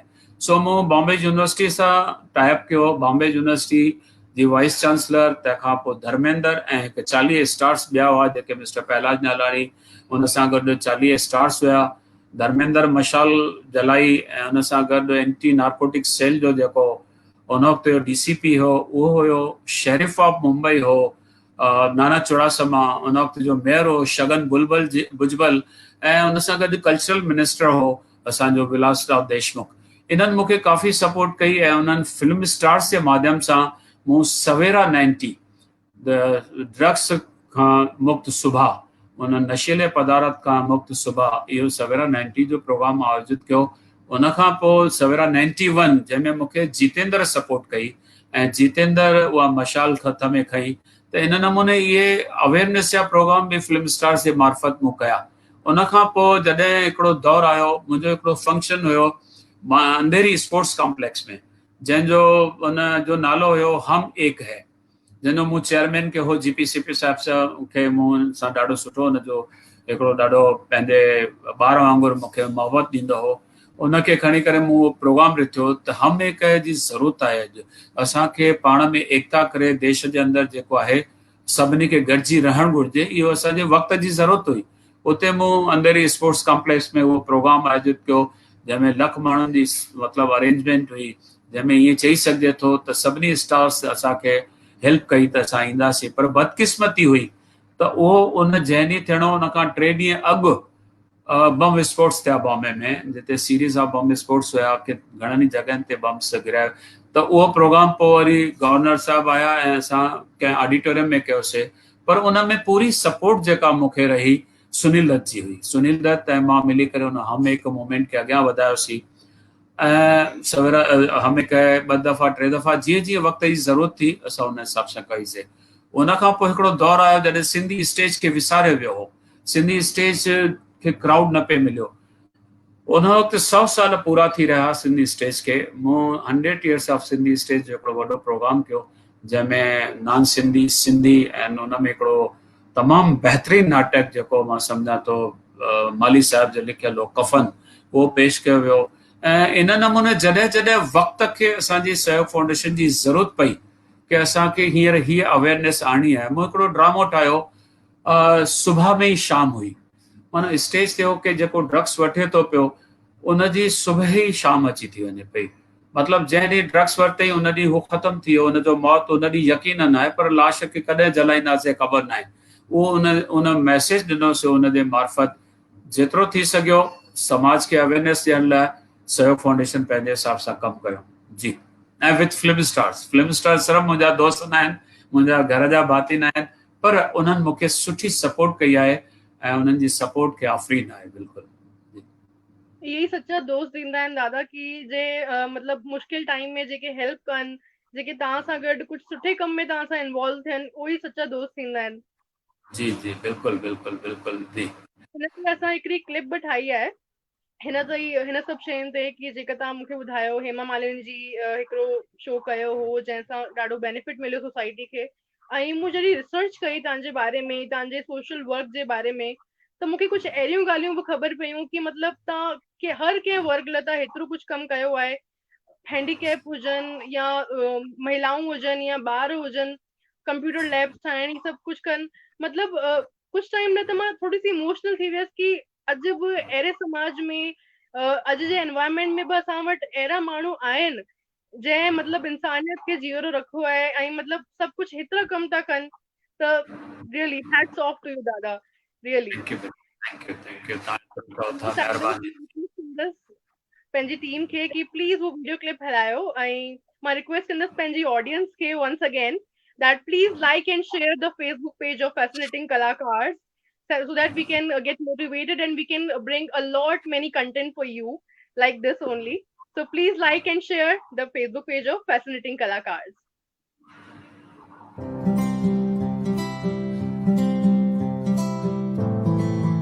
सहयोग फाउंडेशन अपाहिज बच्चों के लिए बहुत कुछ कर रहा है, and I believe in this principle because मैं यही चाहती हूँ कि अपाहिज या द वर्ड हैंडीकैप डिक्शनरी से हमेशा हमेशा के लिए मिट जाए। सहयोग फाउंडेशन जी इहा भी कोशिश रही त अपाहिज पिणु समाज में हिकु इज़त भरियो मक़ाम माननि ऐं उन्हनि जे बेलोस ख़िदमात जे एतराफ़ लाइ अवार्ड्स ॾिना विया। सहयोग फाउंडेशन तरफ़ां बैरागढ़ में ठहंदड़ साधु वासवाणी डिग्री कॉलेज जी सहायता लाइ बम्बई में फिल्म एक्ट्रेस हेमा मालिनी जो डांस बैले आयोजित कयो वियो। Mumbai Sindhi cloth merchants association जे बैनर हेठि ग़रीब न्याणियुनि खे ग्रस्त जीवन गुज़ारण लाइ पूरो फिल्म जगत राम जवराणीअ खे साथ ॾींदो रहियो। झूलेलाल मंदिर ट्रस्ट उल्हासनगर में हिकु स्कूल ऐं जूनियर कॉलेज पे खोलणु चाहियो त राम जवराणीअ उते पिणु उन वक़्त जे मशहूरो मारूफ़ टेली सीरियल महाभारत जे तमामु कलाकारनि खे साण खणी उते बि वञी प्रोग्राम कयो, जिते उन्हनि तमामु कलाकारनि खे अवार्ड्स ॾिना विया। Ram Javrani, I have known him for years, from the time he started Sayog, and he has really contributed to this city, not only in the field of culture, but in education.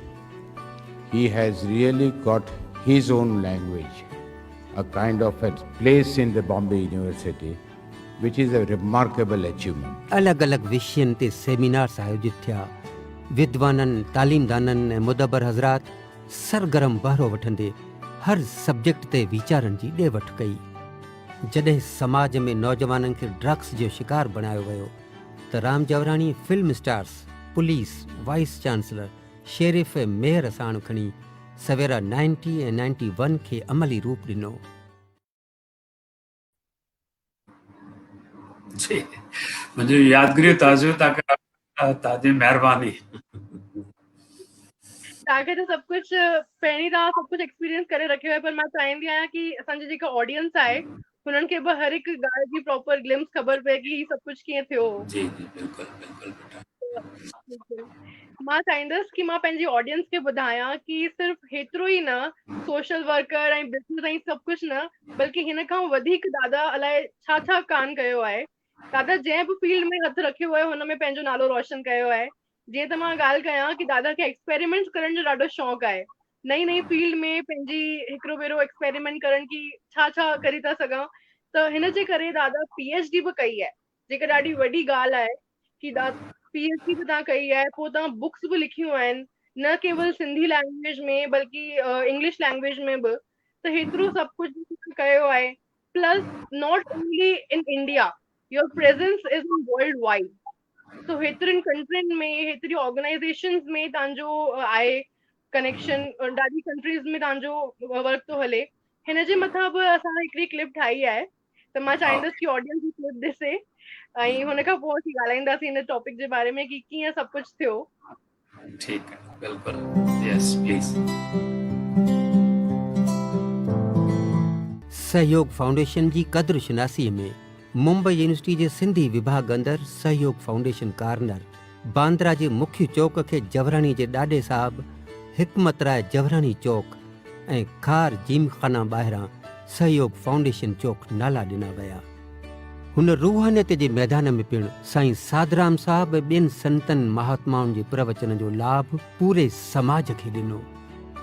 सहयोग foundation Hindustan खां ॿाहिरि बि सिंधियत जो पैगाम फैलाइण लाइ कोशिश कंदी रही। 2004 खां लंडन, दुबई, सिंगापुर, जकार्ता ऐं हांगकांग में राम जवराणी जे रहनुमाई हेठि प्रोग्राम थींदा रहिया।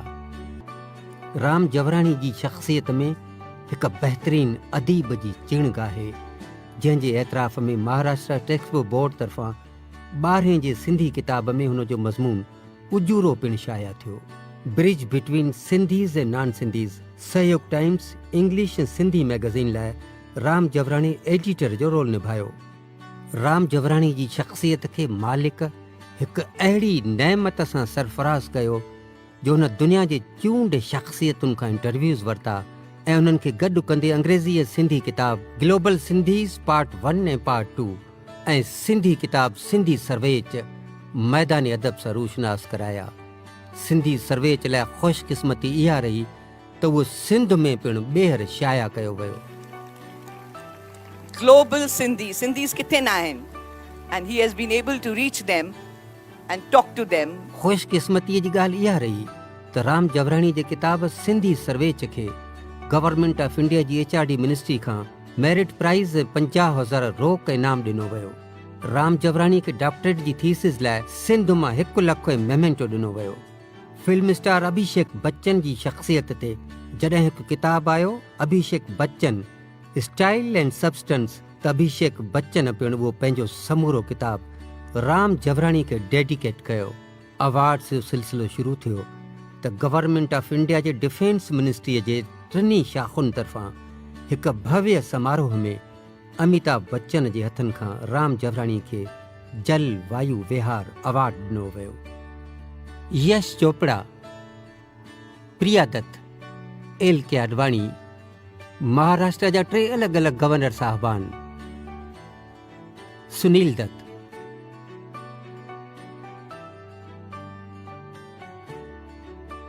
ऐं शगन भुजबल जे हथनि खां केतिरा ई अवार्ड्स राम जवराणी खे मिलंदा रहिया। अहम ॻाल्हि त सेंट मदर टेरेसा जे नाले में जॾहिं अवार्ड्स ॾियणु शुरू थिया त उते बि जवराणी खे हुन जे शेवाउनि जे एतराफ़ में मदर टेरेसा इंटरनेशनल अवार्ड ॾिनो वियो। दिल्ली सरकार तरफ़ां स्थापित कयल सिंधी अकाडमी ऐं महाराष्ट्र सिंधी साहित्य अकाडमीअ पिणु राम जवराणी जो सन्मान कयो।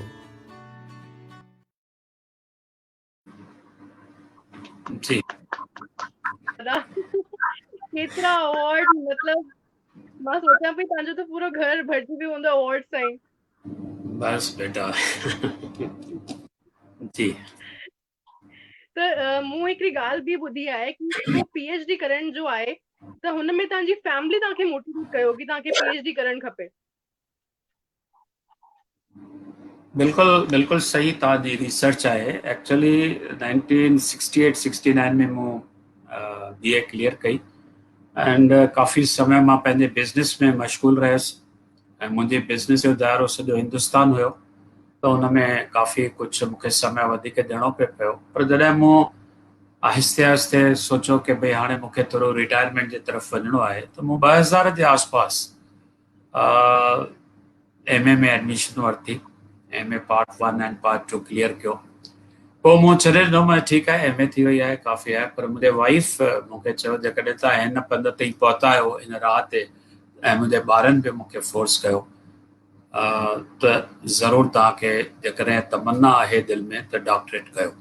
सो मूं 2002 में मूं डॉक्टरेट जी एडमिशन वरिती, ऐं पर समय जी कोताही हुअण जे करे, समय छाकाणि त जॾहिं इंसानु उन एज में अचे थो जिते घरू जवाबदारियूं बि आहिनि, कुझु बिज़नेस जूं जवाबदारियूं, कुझु सोशल जवाबदारियूं आहिनि, त एतिरो समय स्टडी लाइ कढी नथो सघे। सो काफ़ी समय गुज़री वियो, एंड आख़िर जॾहिं मां ॾिठो कि हींअर 2012 अची वई आहे, 2002 में माना 10 साल थी विया आहिनि, मूं नोट्स वठणु शुरू कया, आस्ते आस्ते नोट्स वठंदो हुउसि। आख़िर हिकिड़ो मुंहिंजो दोस्त आहे मिस्टर चंदर मंगनानी, हुनजी बॉम्बे में होटल आहे, होटल रोज़वुड। उनखे चयो बाबा मूंखे साल जे लाइ हिकिड़ो रूम तो ॾेई छॾ जिते मां पंहिंजी PhD जो कमु हिते पूरो कयां।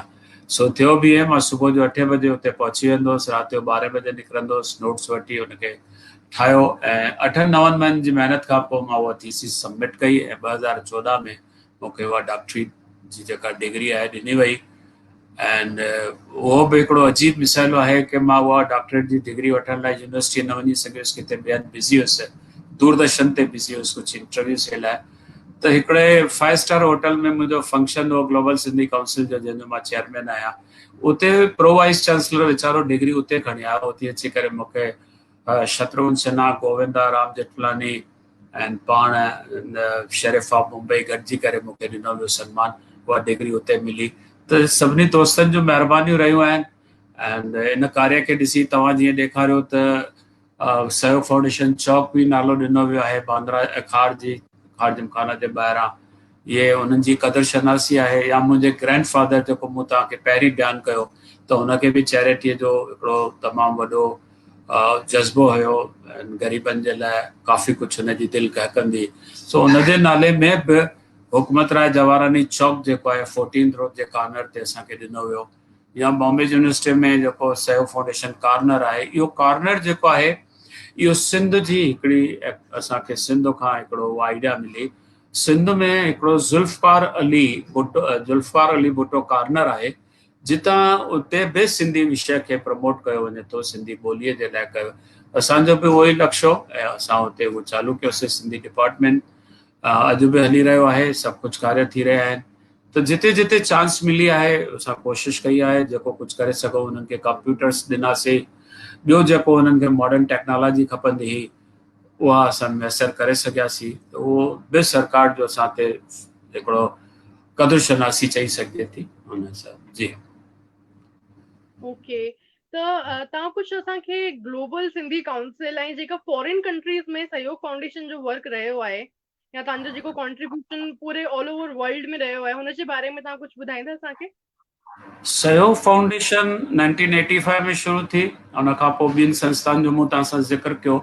पर जेका ग्लोबल सिंधी काउंसिल आहे उहा 2005 में, मां 2004 में हिकिड़ो लंडन में सम्मेलन, इंटरनेशनल सिंधी सम्मेलन अटेंड कयो हो, ऐं उते मुंहिंजे ज़हन में आयो त मां बि शायदि कॾहिं कया हिन टाइप जे सम्मेलन। पर उन वक़्तु असांजी हिकिड़ी ॿी तमामु वॾी ऑर्गेनाइज़ेशन आहे, तमामु रिप्यूटेशन, उन्हनि चयो त असां कंदासीं नेक्स्ट ईयर, ऐं उहो 2005 में थियणो हो। पर हालात शायदि उन्हनि खे कंहिं नमूने रोकियो, उहो न करे सघिया। त उहो दिसंबर में जेको फंक्शन हो उहो मूंखे सम्झो सितंबर जे आसपास मूंखे अप्रोच कयो वियो त भई तव्हां कयो, जेको मां नर्वस हुयुसि त मां शायदि न करे सघंदुसि।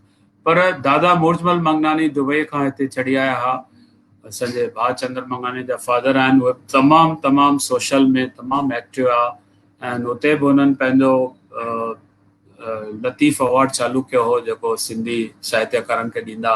उहे आया, उन्हनि चयो ॾिसो जेकॾहिं असीं हिंदुस्तान में न कंदासीं त इहो मैसेज वेंदो दुनिया खे त इंडिया वारा सम्मेलन न करे सघिया, सो तोखे इहो करिणो आहे। सो मूं उहो चैलेंज क़बूल कयो, ऐं असां दोस्त लॻी वियासीं हुन कार्य खे पूरो करण में। ऐं बांद्रा ईस्ट में असां 3 लख फुट ज़मीन भाड़े ते महाड़ा खां वरितीसीं, त असां हिते सिंधड़ी था ठाहियूं, नंढी सिंध वॾी से, जंहिंजो जेको स्टेज हुई उहा मोहन जे दड़े जी स्टेज हुई, जंहिं ते असांजे कलाकारनि वेही करे पंहिंजो संगीत ॾिनो। एंड उते ई वेही करे असांजे जेके विद्वान हुया जिन उते शिरकत कई, जंहिंमें साईं साधराम साहिब बि हुयो एंड काफ़ी संत बि हुया। उन खां अलावा हिंदूजास हुया, हीरानंदानीस हुया, रहेजास हुया एंड ॿाहिरां बि काफ़ी विदेशनि मां 250 खनि माण्हू ॿाहिरां बि आया हुआ। इन्हनि सभिनी जा जेके उते वीचार हुया उन ई स्टेज ते वेही मोहन जे दड़े जे उन जेको असां रिफ्लेक्ट ठाहियो, उन जो जेको हुबहू असां ठाहियोसीं, उते उन्हनि पंहिंजा वीचार पेश कया ऐं तमामु सक्सेस थियो। उन में सिंधू नदीअ जो वहाव बि ॾेखारियल हो, उन में उहा ब्रिज बि हुई, उन में हिकिड़ो झूलेलाल जो मंदरु हो, संत कांवराम चौक हुयो। सो उहो 2005 खां पोइ इहो थियो ऐं उन ई दौर में 2005 जे दौर में सभिनी जी इहो राय थी 800 बिल्डिंग्स जो कुझु प्रॉब्लम पे हलियो उल्हासनगर जूं जेके इलीगल ठहिराई वयूं, 800 साढी 800 बिल्डिंग हुयूं ऐं उन जे लाइ सभु कोशिशि करे रहिया हुआ। उन वक़्त जो जेको MLC हो असांजो गुरमुख जगवानी, हुन बि हेल्प माना कोशिशि पंहिंजे लेखे कई। राम जेठमलानी उहो केस ते लड़ियो, साईं साधराम साहिब जूं पंहिंजूं हिकिड़ी रहमत हुई, सभिनी मिली करे इन ॻाल्हि खे चयो त इन खां असांखे आज़ादु थियणु घुरिजे, कीअं बचायूं। सो जंहिं ॾींहुं असांजो आख़िरी ॾींहुं हो, मां सम्झां थो या हिकु ॾींहुं पियो 3 ॾींहंनि जो सेमिनार हो, त उते इहो न्यूज़ आयो त ही 850 बैरिक इहे जेके बिल्डिंग्स आहिनि न ॾाठियूं वेंदियूं। त उते ई सभिनी माण्हुनि जॾहिं इहो राम जेठमलानी अची करे न्यूज़ ॿुधायो तॾहिं केस खटी आयो हो कोर्ट मां। त उते सभिनी जो थियो कि असांखे हिकु अहिड़ो लीडर खपे, हिकु अहिड़ो असांजो रहबर खपे, असांखे हिकु अहिड़ो स्ट्रॉन्ग असांजो पंहिंजो साथी खपे जेको असांजा मसइला सरकार ते रखी सघे। सो उते ई तयारु थियो त भई असां काई अहिड़ी ऑर्गेनाइज़ेशन ठाहियूं जेका सॼी दुनिया ते असांजे सिंधियुनि जो पाण में मेल जोल थिए ऐं गवर्नमेंट सां विड़ी सघूं या पंहिंजा हक़ जेके बुनियादी हक़ आहिनि उन खां वांझल न रहूं। असांखे ॿियो कुझु न खपे, सिंधी त इंसाफ़ एंड सुलह पसंद इंसान आहिनि। सो उन वक़्तु इहो आवाज़ु आयो त राम जेठमलानी खे असीं पंहिंजो यूनानिमसली लीडर चूंडियूं था ऐं उते इन संस्था जो वजूद आयो जंहिंजो नालो पहिरीं ॿियो हुयो for the political rights of Sindhis जे लाइ हिकिड़ी कमेटी हुई, पर उन खां पोइ उनजो शेप ॾिनो वियो ग्लोबल सिंधी काउंसिल, जंहिंजी हिकिड़ी ट्रस्ट आहे जंहिंमें राम जेठमलानी साहिब प्रेसिडेंट आहे ऐं मां चेयरमैन आहियां ऐं ॿिया मुंहिंजा साथी रंजीत भुटाणी, चंद्र मंगनानी, कैलाश नारायणी, काफ़ी साथी आहिनि। उन राम जेठमलानी जे गुज़ारे वञण खां पोइ उन ट्रस्ट में राम जेठमलानी जे उन जॻह ते असां महेश जेठमलानी खे पंहिंजो प्रेसिडेंट, पंहिंजो अॻवान चूंडियो आहे। सॼी यूनानिमसली उहा थी आहे ऐं जेको एग्जीक्यूटिव प्रेसिडेंट आहे उहो अॼु जेको असांजो मेंबर ऑफ पार्लियामेंट आहे शंकर लालवानी जी, उहे जुड़िया आहिनि असां सां।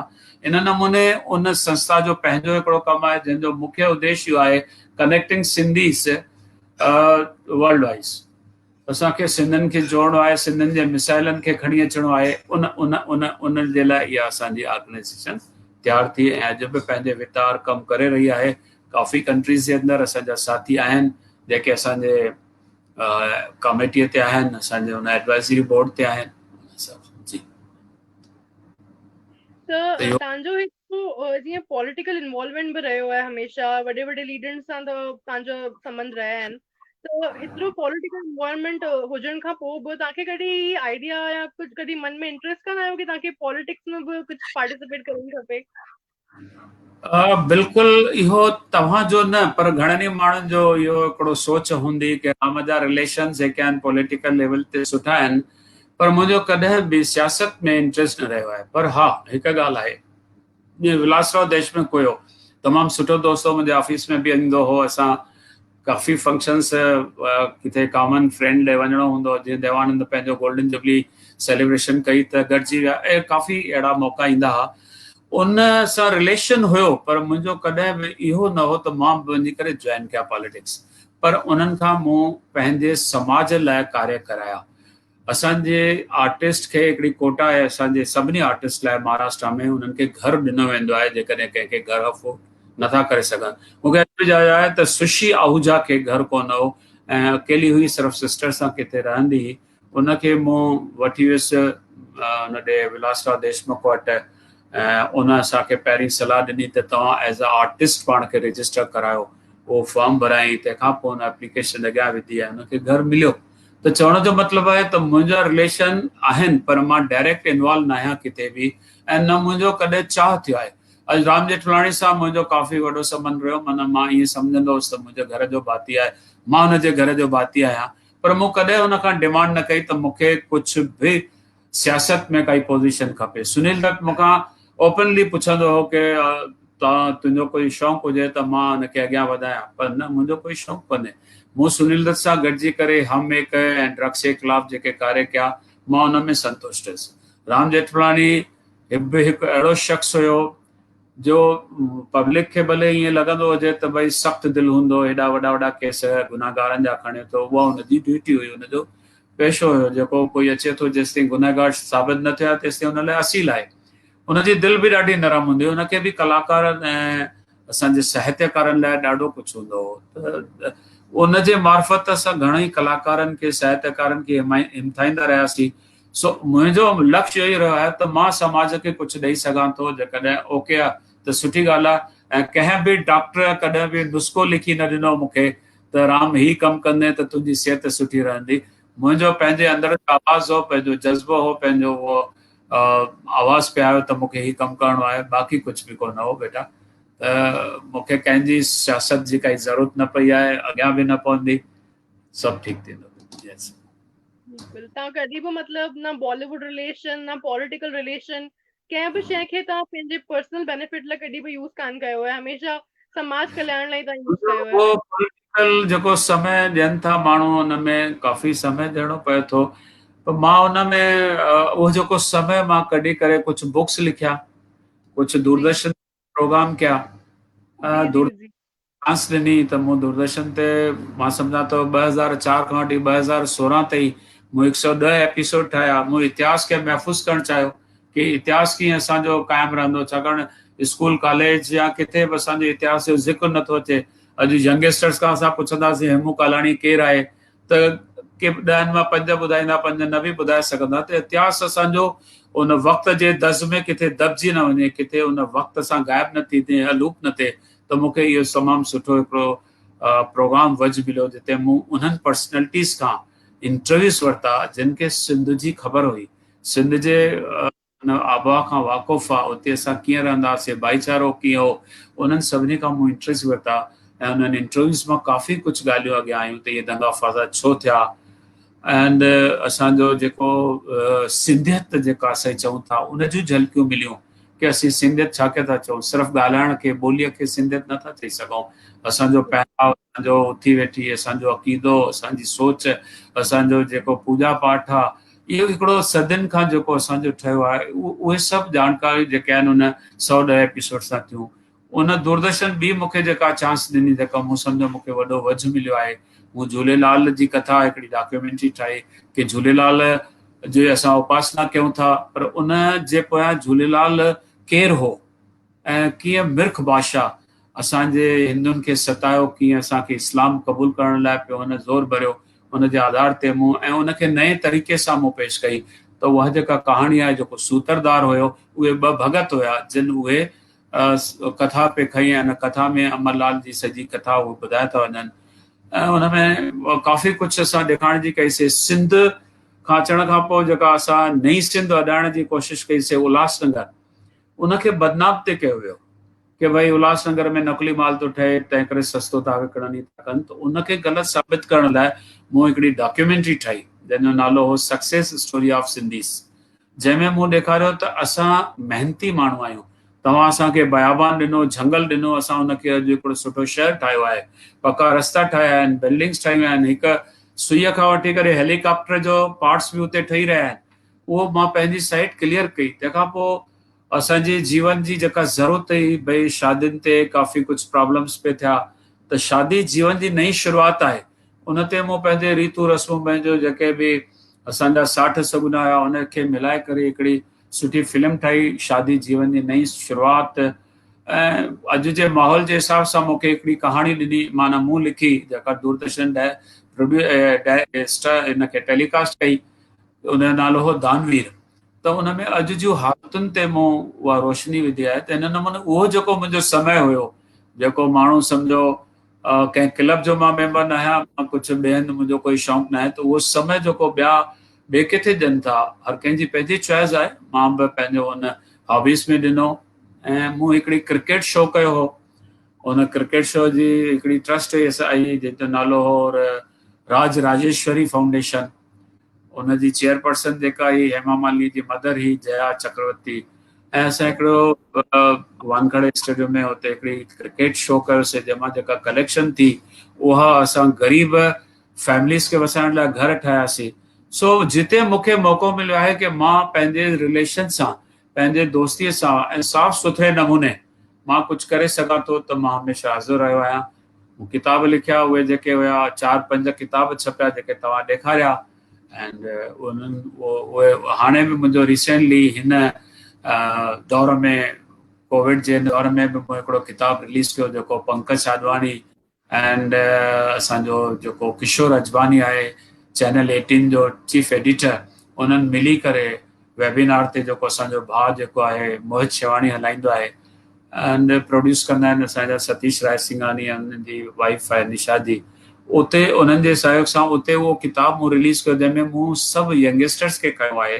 छाकाणि हिकिड़ो दौर हो जॾहिं असां चयोसीं पिया कि सिंधी ॿोली शायदि ख़तमु थींदी, छाकाणि यंगस्टर्स खे उहा सिंधी ॿोलीअ जे तरफ़ अहसासु कोन्हे, स्टेज ते नथा अचनि। पर मूं जॾहिं उहो मार्क कयो कि न हाणे तव्हां जहिड़ा इवन तव्हांखे ॾिसी करे मूंखे ख़ुशी थी थिए त तव्हांजी उमिरि जा बि ॿार अॼु पंहिंजो इंट्रस्ट वठी रहिया आहिनि, त मूं उहो किताबु उन यंगस्टर्स ते लिखियो जंहिंमें 161 पर्सनैलिटीज़ आहिनि ऐं उहो रिलीज़ थियो। हींअर सभु उहो पोस्ट करणु बंदि आहे, लॉकडाउन जे करे न थी सघियो आहे।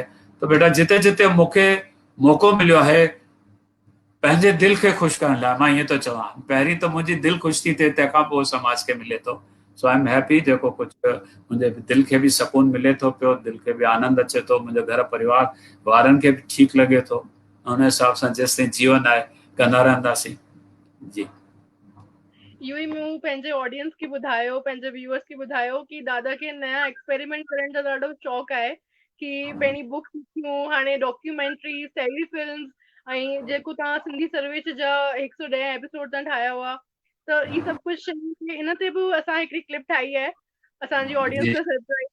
त मां तव्हांजी जेका टीम आहे हू ही बि क्लिप हिकिड़ो भेरो हलाए ऐं असांजी ऑडियंस ॾिसी सघे। ठीकु आहे।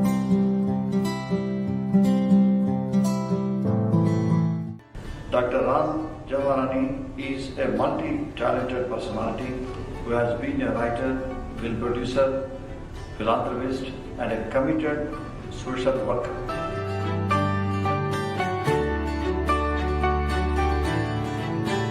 राम जवराणीअ चूंड सिंधियुनि खां 110 एपिसोड्स में इंटरव्यू वरिता जेके मुंबई दूरदर्शन जे सैटेलाइट चैनल तां हिकु मुकमल डिकेड ताईं टेलीकास्ट थींदा रहिया।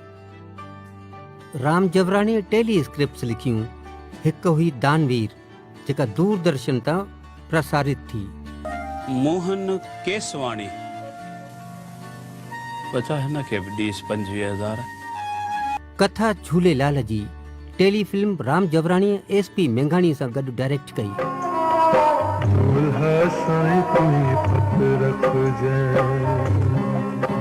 शादी जीवन जी नई शुरूआत राम जवराणी जी डायरेक्शन में सिंधी सभ्यता जे रीतियुनि रवाजनि साठ ऐं सगुननि जे आधार ते हिकु डॉक्यूमेंट्री पिणु ठाही वई। डॉक्टर बलदेव मटलानी जी लिखियल कहाणी जे आधार ते राम जवराणीअ उहा documentary Ulhasnagar a success story of Sindhis direct कई। उन जे स्क्रिप्ट में सिंधियुनि जी संघर्ष जो दास्तान आहे जेका नेशनल चैनल्स तां केतिरा ई दफ़ा प्रसारित थींदी रही आहे।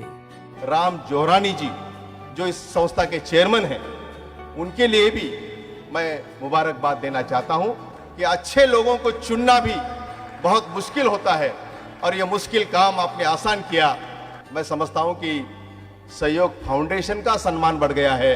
हमारे जनाब राम जवारानी जी, पता नहीं उनमें कहां से इतनी ज्यादा ताकत आई है, ये स्टेमिना है कि दिन रात लगे रहते हैं।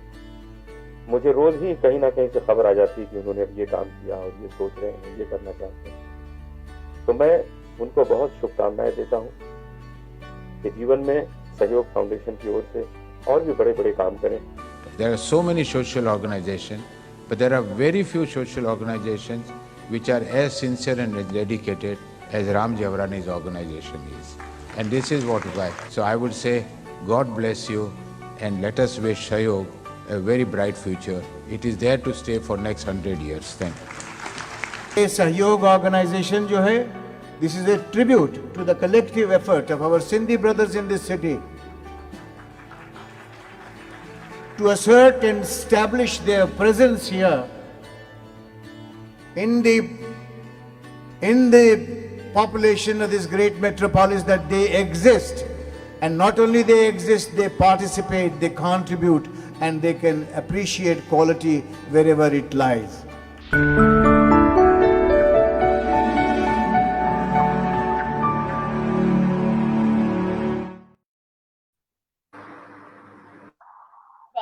जी really amazing गाना. तो जेका ही डॉक्यूमेंट्री हिकिड़ी हुई, मूं हिन जे बारे में बि रिसर्च कई हुई, जेका शादी हिकिड़ी नई शुरूआत.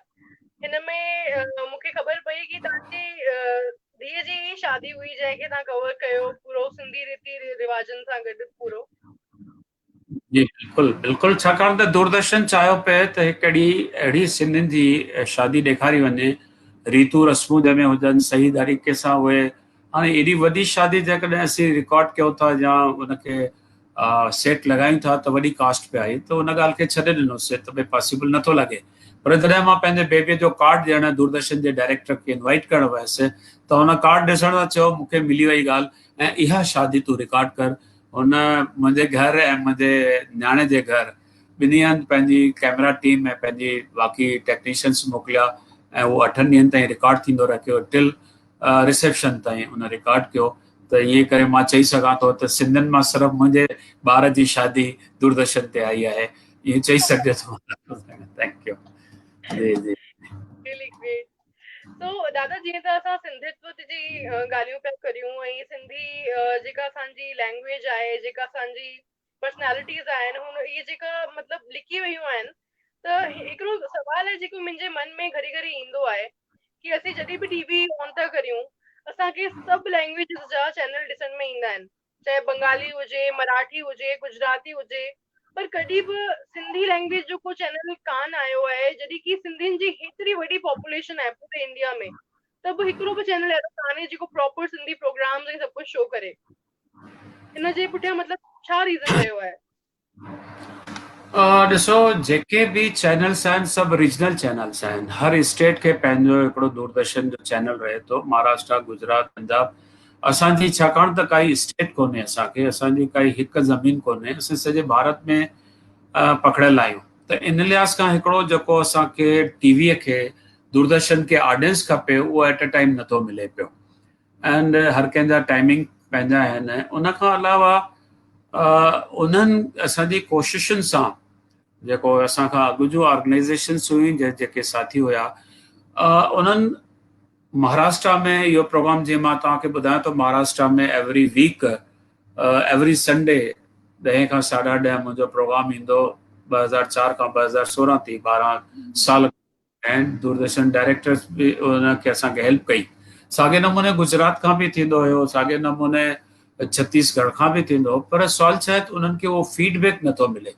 पर हींअर सुजाॻी अची वई आहे, उन सुजाॻीअ जे करे हींअर माण्हुनि खे उहो जोश आहे ऐं जुनून आहे त असांखे बि पंहिंजो, असांजो बुनियादी हक़ आहे. असांखे ॿियो कोई वसीलो कोन्हे दूरदर्शन खां अलावा पंहिंजी ॿोलीअ खे वधीक माण्हुनि ताईं पहुचाइण लाइ, असांजे कल्चर खे पहुचाइण लाइ, असांजे वोकल कल्चर खे. दूरदर्शन हिकु तमामु स्ट्रॉन्ग माध्यम आहे ऐं हुन में कोशिशि थी रही आहे. मां सम्झां थो कंहिं हद ताईं रिसेंटली 5-6 महीना लॉकडाउन खां पहिरीं जेको हुयो, कुझु 1 कलाक लाइ असांखे समय मिलियो हो नेशनल नेटवर्क तां, पर कई तकलीफ़ूं आहिनि. असांखे उन्हनि तकलीफ़ुनि जे तरफ़ बि ॾिसणो आहे. असीं चाहियूं था त असां नवां कलाकार पैदा कयूं, जेके हींअर मूंखे लॻे थो त तमामु सुठा अची विया आहिनि. नवां राइटर्स खपनि जेके डेली असांखे नवां एपिसोड्स लिखी ॾियनि. सो मां सम्झां थो तमामु सुठी शुरूआत थी चुकी आहे ऐं सुजाॻी तमामु सुठी आई आहे. मूंखे पक आहे कुझु टाइम जे अंदरि असांजो पंहिंजो सिंधी चैनल बि थींदो. मे बि पहिरीं 4 कलाक थिए, पोइ 8 कलाक थिए, ऐं 8 कलाक प्रोग्राम जे असांजा ठहनि था, दैट मीन्स 24 आवर. छाकाणि जेको प्रोग्राम सुबुह जो वरी मंझंदि जो या राति जो ॾेखारनि था, सॼे ॾींहं जी रोटेशन 8 आवर्स ई थींदी आहे, 8 त मूंखे उमेद तमामु सुठी आहे ऐं हिन वक़्तु जोश बि आहे ऐं माण्हुनि में उहा तमन्ना बि आहे, सभु करण लाइ तयार बि आहिनि, त उमेद आहे सुठो कमु थी वेंदो, थींदो। वी होप सो कि जल्दी से जल्दी ये कुछ थे ऐं सभु कुझु थी वञे प्रॉपर। पर जीअं असांजी जेका लैंग्वेज आहे, मतलब मां ॾिसां थी हींअर नई जनरेशन में कि ॿार स्कूल कॉलेज था वञनि त हुते मोस्टली हिंदी ऐं इंग्लिश में था ॻाल्हाइनि। पोइ घर अची करे बि अहिड़ो को हिननि जो मतलब सिंधी में ॻाल्हाइण कान थो थिए। अगरि पेरेंट्स कुझु चवनि बि था सिंधी में त समझी वेंदा आहिनि सभु आराम सां, का दिक़त कान ईंदी आहे, पर रिप्लाई पोइ हिंदी में ॾींदा आहिनि। त जेको ही ट्रेंड हले पियो हिन जो तव्हां मतलब कुछ सिंधी पेरेंट्स खे का टिप्स तव्हां ॾियणु चाहींदा कि जंहिंजे करे कि सभु कुझु ठीक थी वञे, वापस ट्रैक ते अची वञे? ॾिसो, ही समय जो हिसाब आहे। हिकु अहिड़ो समय हो, हिकु अहिड़ो वक़्तु आयो हो जॾहिं फॉरेन में असांजा जेका ॿार वञी सेटल थिया, उन्हनि पंहिंजा नाला चेंज करणु शुरू कया। सम्झो मुरलीअ मां माइक पे थी वियो या चंद्रमा, मतिलबु उतां जी लोकल पे रखिया, पर सुजाॻी अची वई ऐं उते बि हाणे उहो ट्रेंड बंदि आहे। साॻे नमूने हिते जेको आहे असांजा बि स्कूल कॉलेज बंदि थींदा पिया विया आस्ते आस्ते, छाकाणि त माइटनि में ख़ासि करे जेके माउर आहिनि जिन खे असां सिंधी ॿोलीअ जा सर्जनार चवंदा आहियूं कि ॿोली माउ ई पहिरीं सेखारींदी आहे, उन्हनि में कहीं न किथे भरम अची वियो, हिकिड़ो डपु अची वियो त जेकॾहिं असां सिंधी विषय में सिंधी मीडियम में ॿार खे पढ़ाईंदासीं त मे बि हू दुनिया सां क़दम में क़दम मिलाए न सघे। पर उन्हनि खे इहो बि अहसासु थियणु घुरिजे, उन्हनि खे इहो बि सम्झायो वियो माताउनि खे त अॼु जेकॾहिं असीं वॾा नाला खणूं था, एल के आडवाणी साहिबु उहो सिंधी मीडियम मां हो, राम जेठमलानी सिंधी मीडियम मां हो, डॉक्टर सुरेश आडवाणी, डॉक्टर इंदिरा हिंदुजा, के बि वॾा नाला खणो उहे सिंधी मीडियम में पढ़ी इन ते पहुता आहिनि। हाणे असांजे लाइ छा थी वियो आहे, अलॻि अलॻि स्टेट्स आहिनि त असांखे 4 लैंग्वेज ऑफ जो फार्मूला इख्तियार करणी पवंदी। हिकु असांखे पंहिंजी मदर टंग जंहिंमें असांखे जनम वरितो आहे, माता जी मातृभाषा सिंधी, ऐं ॿियो आहे जंहिं स्टेट में असीं रहूं था, महाराष्ट्र में मराठी, गुजरात में गुजराती, अहिड़े नमूने असांखे उहा बि सिखणी पवंदी। टी असांजी जेका क़ौम जी भारत जी लैंग्वेज आहे जेका हिंदी अॼुकल्ह तस्लीम थी चुकी आहे उहा, ऐं चौथी वर्ल्ड सां कनेक्ट थियण लाइ इंग्लिश। सो ॿारनि ते बोझो आहे, पर असांजी जेका जनरेशन आहे, मुंहिंजी पीढ़ी मां ईअं चवां या मूंखां अॻु जी बि पीढ़ी चई सघिजे थो, मूंखे अॼु जी पीढ़ीअ लाइ ख़ासि अनुभव आहे त असां सही माना में ॿारनि खे पंहिंजी संस्कृति ॾिनी न आहे। उनजो रीज़न इहो, असां पहिरीं पंहिंजे रोटी रोज़ी ऐं पाण खे थाईको करण में लॻल हुयासीं, छाकाणि पहिरीं इंसान थींदो आहे त असांखे पंहिंजा पेर खोड़णा आहिनि, पंहिंजो अजो लटो सभु ठाहिणो आहे, रोटी कपिड़ा मकान जेको चयो थो वञे उन में रुधल हुयासीं। पर हींअर काफ़ी सुजाॻी अची वई आहे। हींअर ॿार जो कॉम्पिटिशन्स थी रहियूं आहिनि, घणनि ई ऑर्गेनाइज़ेशन चालू कया आहिनि जिन ते उहे कॉम्पिटिशन में सुवाल जवाब पुछनि था, डांसिस ते बचे थो, असांजे जेके नेशनल हीरोज़ आहिनि उनजे लाइ पुछो। मूं बि हिकिड़ो 1988 या 89 में दूरदर्शन ते क्विज़ प्रोग्राम रखियो हुयो इन ई भावना सां त ॿारनि खे ख़बर पए। मूं हुन में 3 कॉलेज जा स्टूडेंट आंदा, हिकिड़ो MMK कॉलेज जो, ॿियो जैन कॉलेज जो, टियों चंदीबाई कॉलेज जो उल्हासनगर जो। उनमें स्टूडेंट्स खे विहारियो वियो ऐं जजिस में दादी पोपटी हीरानंदानी ऐं गोविंद माली साहिबु ऐं मां हुयासीं। उन्हनि खे असां वीडियोस ॾेखारियासीं भई ही केरु आहे, या पिक्चर्स ॾेखारियूंसीं, या असां ऑडियो वॼायोसीं भई ही कंहिंजो आवाज़ु आहे, हीउ मास्तर चंद्र जो आहे, हीउ भगवती नावाणी जो आहे, हीउ राम पंजवाणी जो आहे। ऐं उन्हनि ॿारनि उनजे लाइ खोजना कई। ऐं अॼु जी जेका पीढ़ी आहे उनखे जेकॾहिं कोई थोरो ई क्लू मिले थो त उहे उन में अंदरि पेही वञनि था, उनजी पूरी खोजना था कनि। उन्हनि खे जेकॾहिं उन मां रस अचे थो त उहो ज़बरदस्त सक्सेस वियो हो क्विज़ प्रोग्राम। हाणे उन टाइप ते घणेई थी रहिया आहिनि त भई ही कंहिंजो आवाज़ु आहे, छा आहे, असांजी इतिहास जूं कड़ियूं हुन में अचनि थियूं पियूं। त हिकु वक़्तु आधार आस्ते आस्ते उहो उन तरफ़ असां हली रहिया आहियूं ऐं सुजाॻी ईंदी ऐं सिंधी विषय खे बि अपनायो वेंदो, काई ॻाल्हि कोन्हे। ऐं सिंधीअ में ई जेका अरबी सिंधी आहे ऐं हुन सां गॾु देवनागरी बि अॼुकल्ह हली रही आहे। मां सम्झां थो इहे ॿई लैंग्वेज, इहे ॿई जेके सूरत खतियूं आहिनि, इहे जेके लिपियूं आहिनि असांखे कमु ईंदियूं, छाकाणि त जेका अरबी लिपि आहे उहा अॼु बि भारत खां ॿाहिरि सरहद जे हुन पार उहा लिपि उन ई लिपीअ में लिखियो वञे थो। ऐं उन ई लिपीअ में शाह सचल सामीअ जा असां वटि ग्रंथ आहिनि, रसाला आहिनि। शाह जो रसालो आहे, सामीअ जा सलोक आहिनि, सचल जा कलाम आहिनि, उहे सभु उन में आहिनि। जंहिंसां उहा न सेखारींदासीं या न सेखारींदासीं ॿारनि खे तो उहे असांखे न मिली सघंदो खज़ानो। देवनागरी सहूलियत जे हिसाब सां उनखे बि अपनाइणु घुरिजे। जेका जंहिंखे ईज़ी लॻे, सिर्फ़ु वसीलो आहे पाण खे उन ॿोलीअ जे ज़रिए सम्झण जो, सम्झाइण जो। अॼु ॿार जंहिं ॾींहुं जनमु वठे थो, रोए थो, उहा बि हिकु ॿोली आहे। उहो छा थो चए हिते अचण खां पोइ, छा थो लॻेसि त मूंखे अंदरि सुठो हो या हिते अचण खां पोइ सुठो लॻो आहे। इहे सभु जेके ॿोलीअ जा वसीला आहिनि, सो असांखे सभ खां पहिरीं पंहिंजी अरबी लिपि ऐं उन खां पोइ देवनागरी लिपि ॿारनि ताईं पहुचाइणु घुरिजे। मां सम्झां थो आस्ते आस्ते हुन तरफ़ वधी रहिया आहियूं असां। बिल्कुल, असां सभिनीनि जी इहा ई कामना आहे कि जेका असांजी ॿोली आहे, सिंधी असांजी ॿोली, मिठड़ी असांजी ॿोली, ही सभु हलंदी अचे ऐं नेक्स्ट जनरेशन में बि पास ऑन थिए, जंहिं सां असांजी सिंधियत जेका आहे इहा जीअरी रहे हमेशा। यही असांजी कामना आहे। हिकिड़ो लास्ट ऐं थोरो सो फनी क्वेश्चन तव्हांखे लॻंदो, मां तव्हां सां मतिलबु पुछणु चाहींदसि कि तव्हांजा वीडियो ॾिठा आहिनि, अॼु ताईं जेतिरा बि तव्हांजा मूं रिसर्च जेका बि कई आहे, सभिनीनि में मूं हिकिड़ी ॻाल्हि नोटिस कई आहे कि तव्हां हमेशा वाइट पाईंदा आहियो। त हिन जे पुठियां को राज़ या कुझु लकी कलर या कुझु अहिड़ो कुझु फॉर्मूला? तव्हां जी चयो फनी क्वेश्चन, त मां फनी जवाब थो ॾियां। मूं वटि 2 वॻा आहिनि वाइट, इन करे उहो ई पाईंदो आहियां, माण्हुनि खे ख़बर न पवंदी घणा जोड़ा अथसि। इन जो बेटा मूंखे जीवन खां वठी वाइट सां शौक़ु रहियो। मां तोखां इहो ॿुधायां थो त हर माण्हू खे काई न काई हिकिड़ी पंहिंजी सोच रहे थी। एंड मां तव्हां जेकॾहिं प्रोग्राम ॾिठा आहिनि त white dress and white shoes, मुंहिंजा जूतो बि वाइट ई हूंदो आहे। घणनि माण्हू हूंदो कि शायदि जितेंद्र खां पोइ सिखियो आहे, पर न, मां पंहिंजे कॉलेज जीवन खां वठी वाइट ड्रेस आहे मुंहिंजी। ऐं इहो ड्रेस जो वॾो चक्कर आहे, जेका जंहिंखे सम्झ में अचे थी।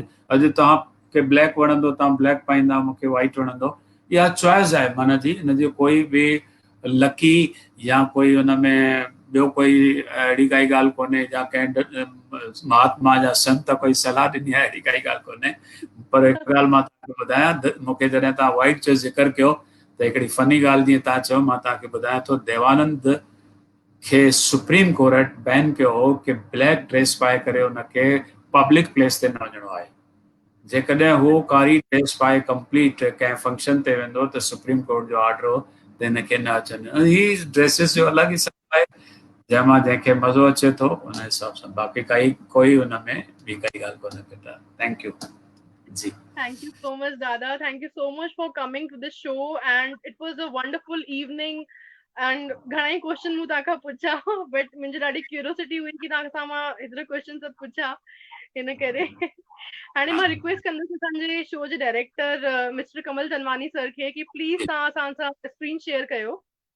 जी प्लीज़। जय झूलेलाल दादा। कमल बि हिकु इंसान थो, हिन बि हिकु सिंधी फिल्म ठाही पंहिंजे बलबूते ते, थियो नुक़सानु थियो हुनजो न, पर हुनजो उहो जुनून अञा ताईं न वियो आहे।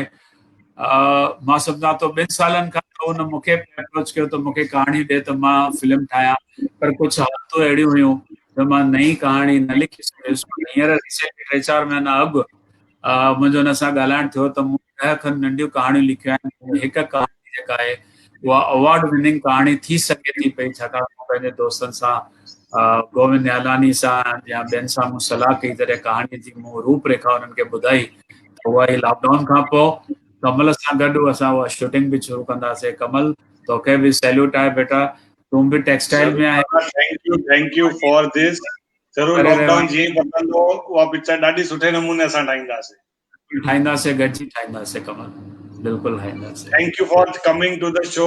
तव्हांजो आशीर्वाद रहियो, आशीर्वाद कंदा रहिजो दादा। असांजी जेकी सीरीज़ आहे ॾाढी सुठे नमूने असां शुरूआत ॾाढी तव्हांजे अचण सां थी आहे, ॾाढे सुठे नमूने अॻियां वधे, बसि इहो आशीर्वाद कंदा रहिजो। प्रभु जी आशीर्वाद आहे, तव्हांजे कम में शक्ति आहे, तव्हांजूं भावनाऊं साफ़ आहिनि, सभु तव्हां सां जुड़ंदा।